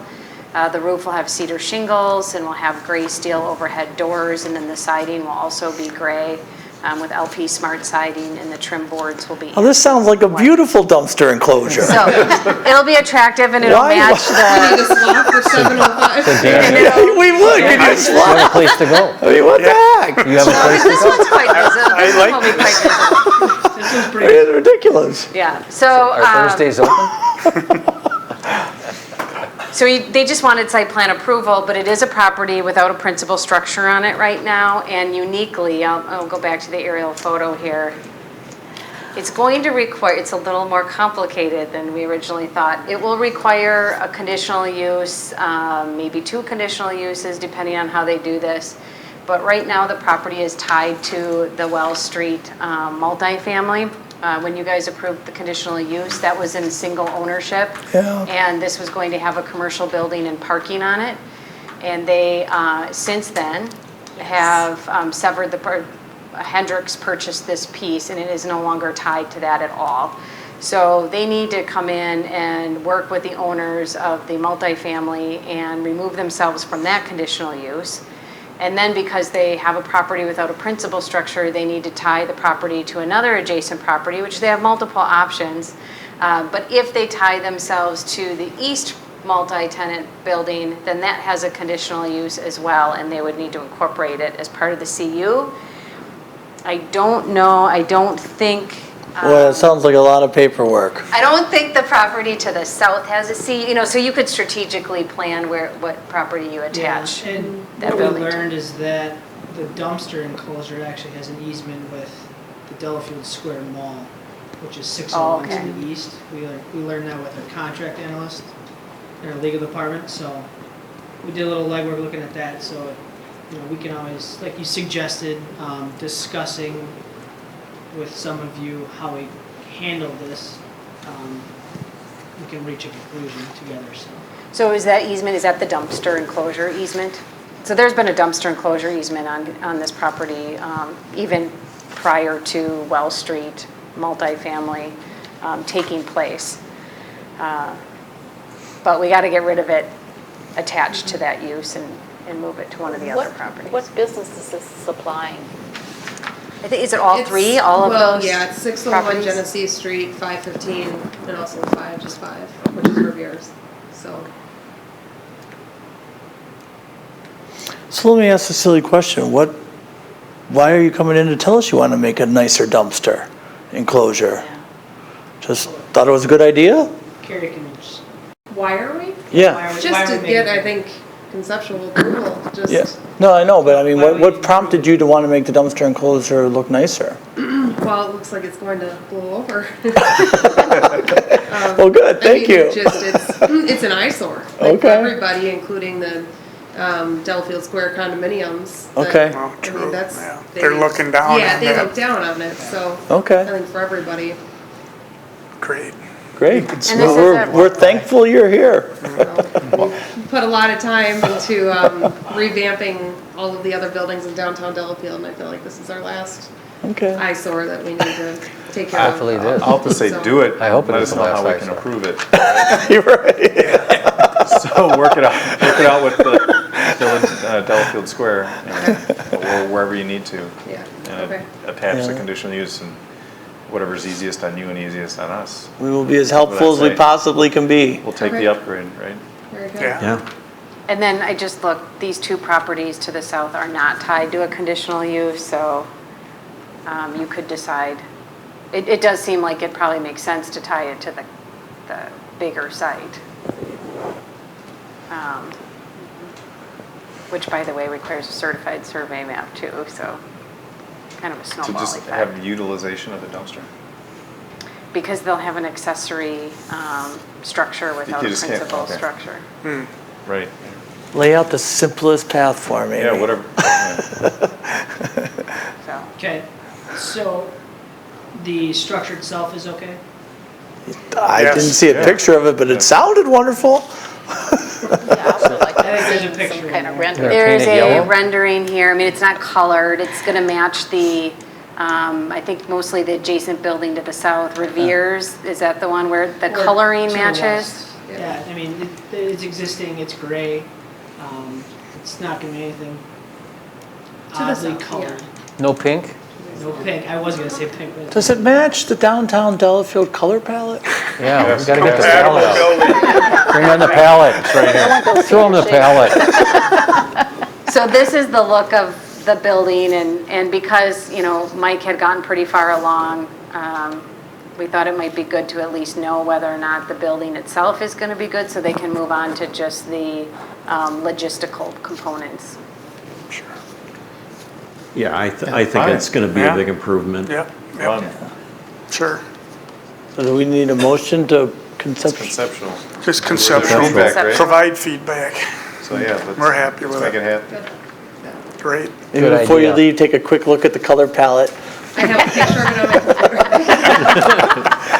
Thanks. It's become real popular. Great. Yeah. So do we need a Palette. motion then to schedule something, or what do we do? I don't think so. They have to work with the adjacent property owner to the west in order to modify their CU to remove this property. So they need to get their permission and signatures on the application and stuff. Well, great. Well, thank you for coming in. Okay, thank you. Thanks. And for Thanks for waiting waiting. for so long. Yes. Feel free to call me, Mike, as a follow-up, and we'll figure it out. Okay, I think that we are done with 5s. We are down to 6. Zoning and ordinance revisions, item recommended for discussion and possible action, none. Item number 7, reports of the city officials, clerk, planning commission meeting dates and deadlines. Meeting May 27th, 2020. Meeting submittal deadline May 12th, 2020. And number 3, public hearing submittal deadline April 27th, 2020. There, refer you to any correspondence. 7B, planners report. Okay, I do have one item on here. As I am a plan commissioner myself for the Village of Wales, and when I saw your packets, I see that they're extremely significant in size, and you have to go through quite a bit of information, which can be hard to do because you're all taking up your time to come here to the meeting. So I just wanted to throw out a couple of ideas. One, leaving the packet as is, which is pretty much dumping all of the information that's submitted from the applicants into here, or removing some of the simple items that, you know, I can kind of show up on the screen. The applicant, like I'm putting all of this information from the business plan of operation application on my staff report. It's just a little bit of an easier read. And then you've got like the fire approval and the professional reimbursement forms, all of that stuff. I was hoping that we could consider just taking that out of the packets. And then the third option would be I'm fine with whether or it. not I skip it anyway. you would be interested in taking it a step further. And as part of my staff reports, and Hendricks is probably a really good example, it's broken up into many categories: architecture, landscape, signage. I could put an exhibit wherever it applies and attach that exhibit, and so you know exactly what plan to go to, and it's a little bit easier to navigate at the meetings. Like even tonight, it was kind of hard to go through all of the plans. Hendricks was difficult because we had new plans and then plans from Roger's report in March, which probably made it difficult for you guys to know which were current and which ones were not. In any case, whatever we decide to do, we can try it out and see if it works, and if it doesn't, we go back to this. And Michelle will always keep a full application packet like what you see tonight as part of the city record. So anybody can go and look at that, and we could even make that a comment on the agenda that the full application packet is available at the City Hall. So just some thoughts for you guys to think about as we move into our next meeting. I have a brief comment. I support that. Someone who's been in litigation all my life, to have that organized, it helps you get to the issues real quickly, and it doesn't bog you down, and you can work and get this thing done a lot faster. Secondly, in this particular meeting today, there were people that I know that couldn't get from the website into the agenda and the e-packet because according to Michelle, it was too large a volume. So she and I talked about it, broke it down into part 1 and part 2, hopefully bringing that available. But I think what your proposal or suggestion is, it does not only become more efficient in less documents, but it also focuses us on the issues connected to whatever documents it's in support or against. And then you can be better prepared on a more limited time frame than we do now, because otherwise it's a flurry of activity to follow through 300 pages of documents on a Friday afternoon or a Monday. And because I'm chairperson of another department, I've been trying to also, we don't have nearly the volume that this commission does, but I really recommend you looking at that. It would be beneficial to all of us, and if you're willing to do it, and we support you on it in the city, those 3 examples that I just told you speak volumes.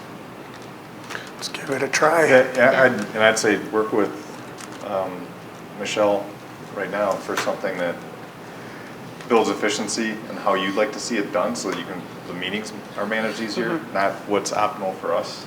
You know what I mean? Like get that piece bit enough so that you want to keep doing it that way, and hopefully it is better for us. I'm assuming it would be. And one of those pieces is when we get a traffic report. I love the summaries. I love to be able to reference some of the data. I don't need 80 pages of it. I don't need 80 pages of the stormwater management. Sure. So, but I realize that there's something inherent in the system, how we process the data and get the packets together, that's kind of creating that situation. So whatever's sustainable and makes everyone's life easier, not just ours. And I think it also helps, depending on the skill set of each individual commissioner. If you see on the agenda it's going to be something you're familiar with and know, you can go right to it. And Michelle would have it outside of the e-packet.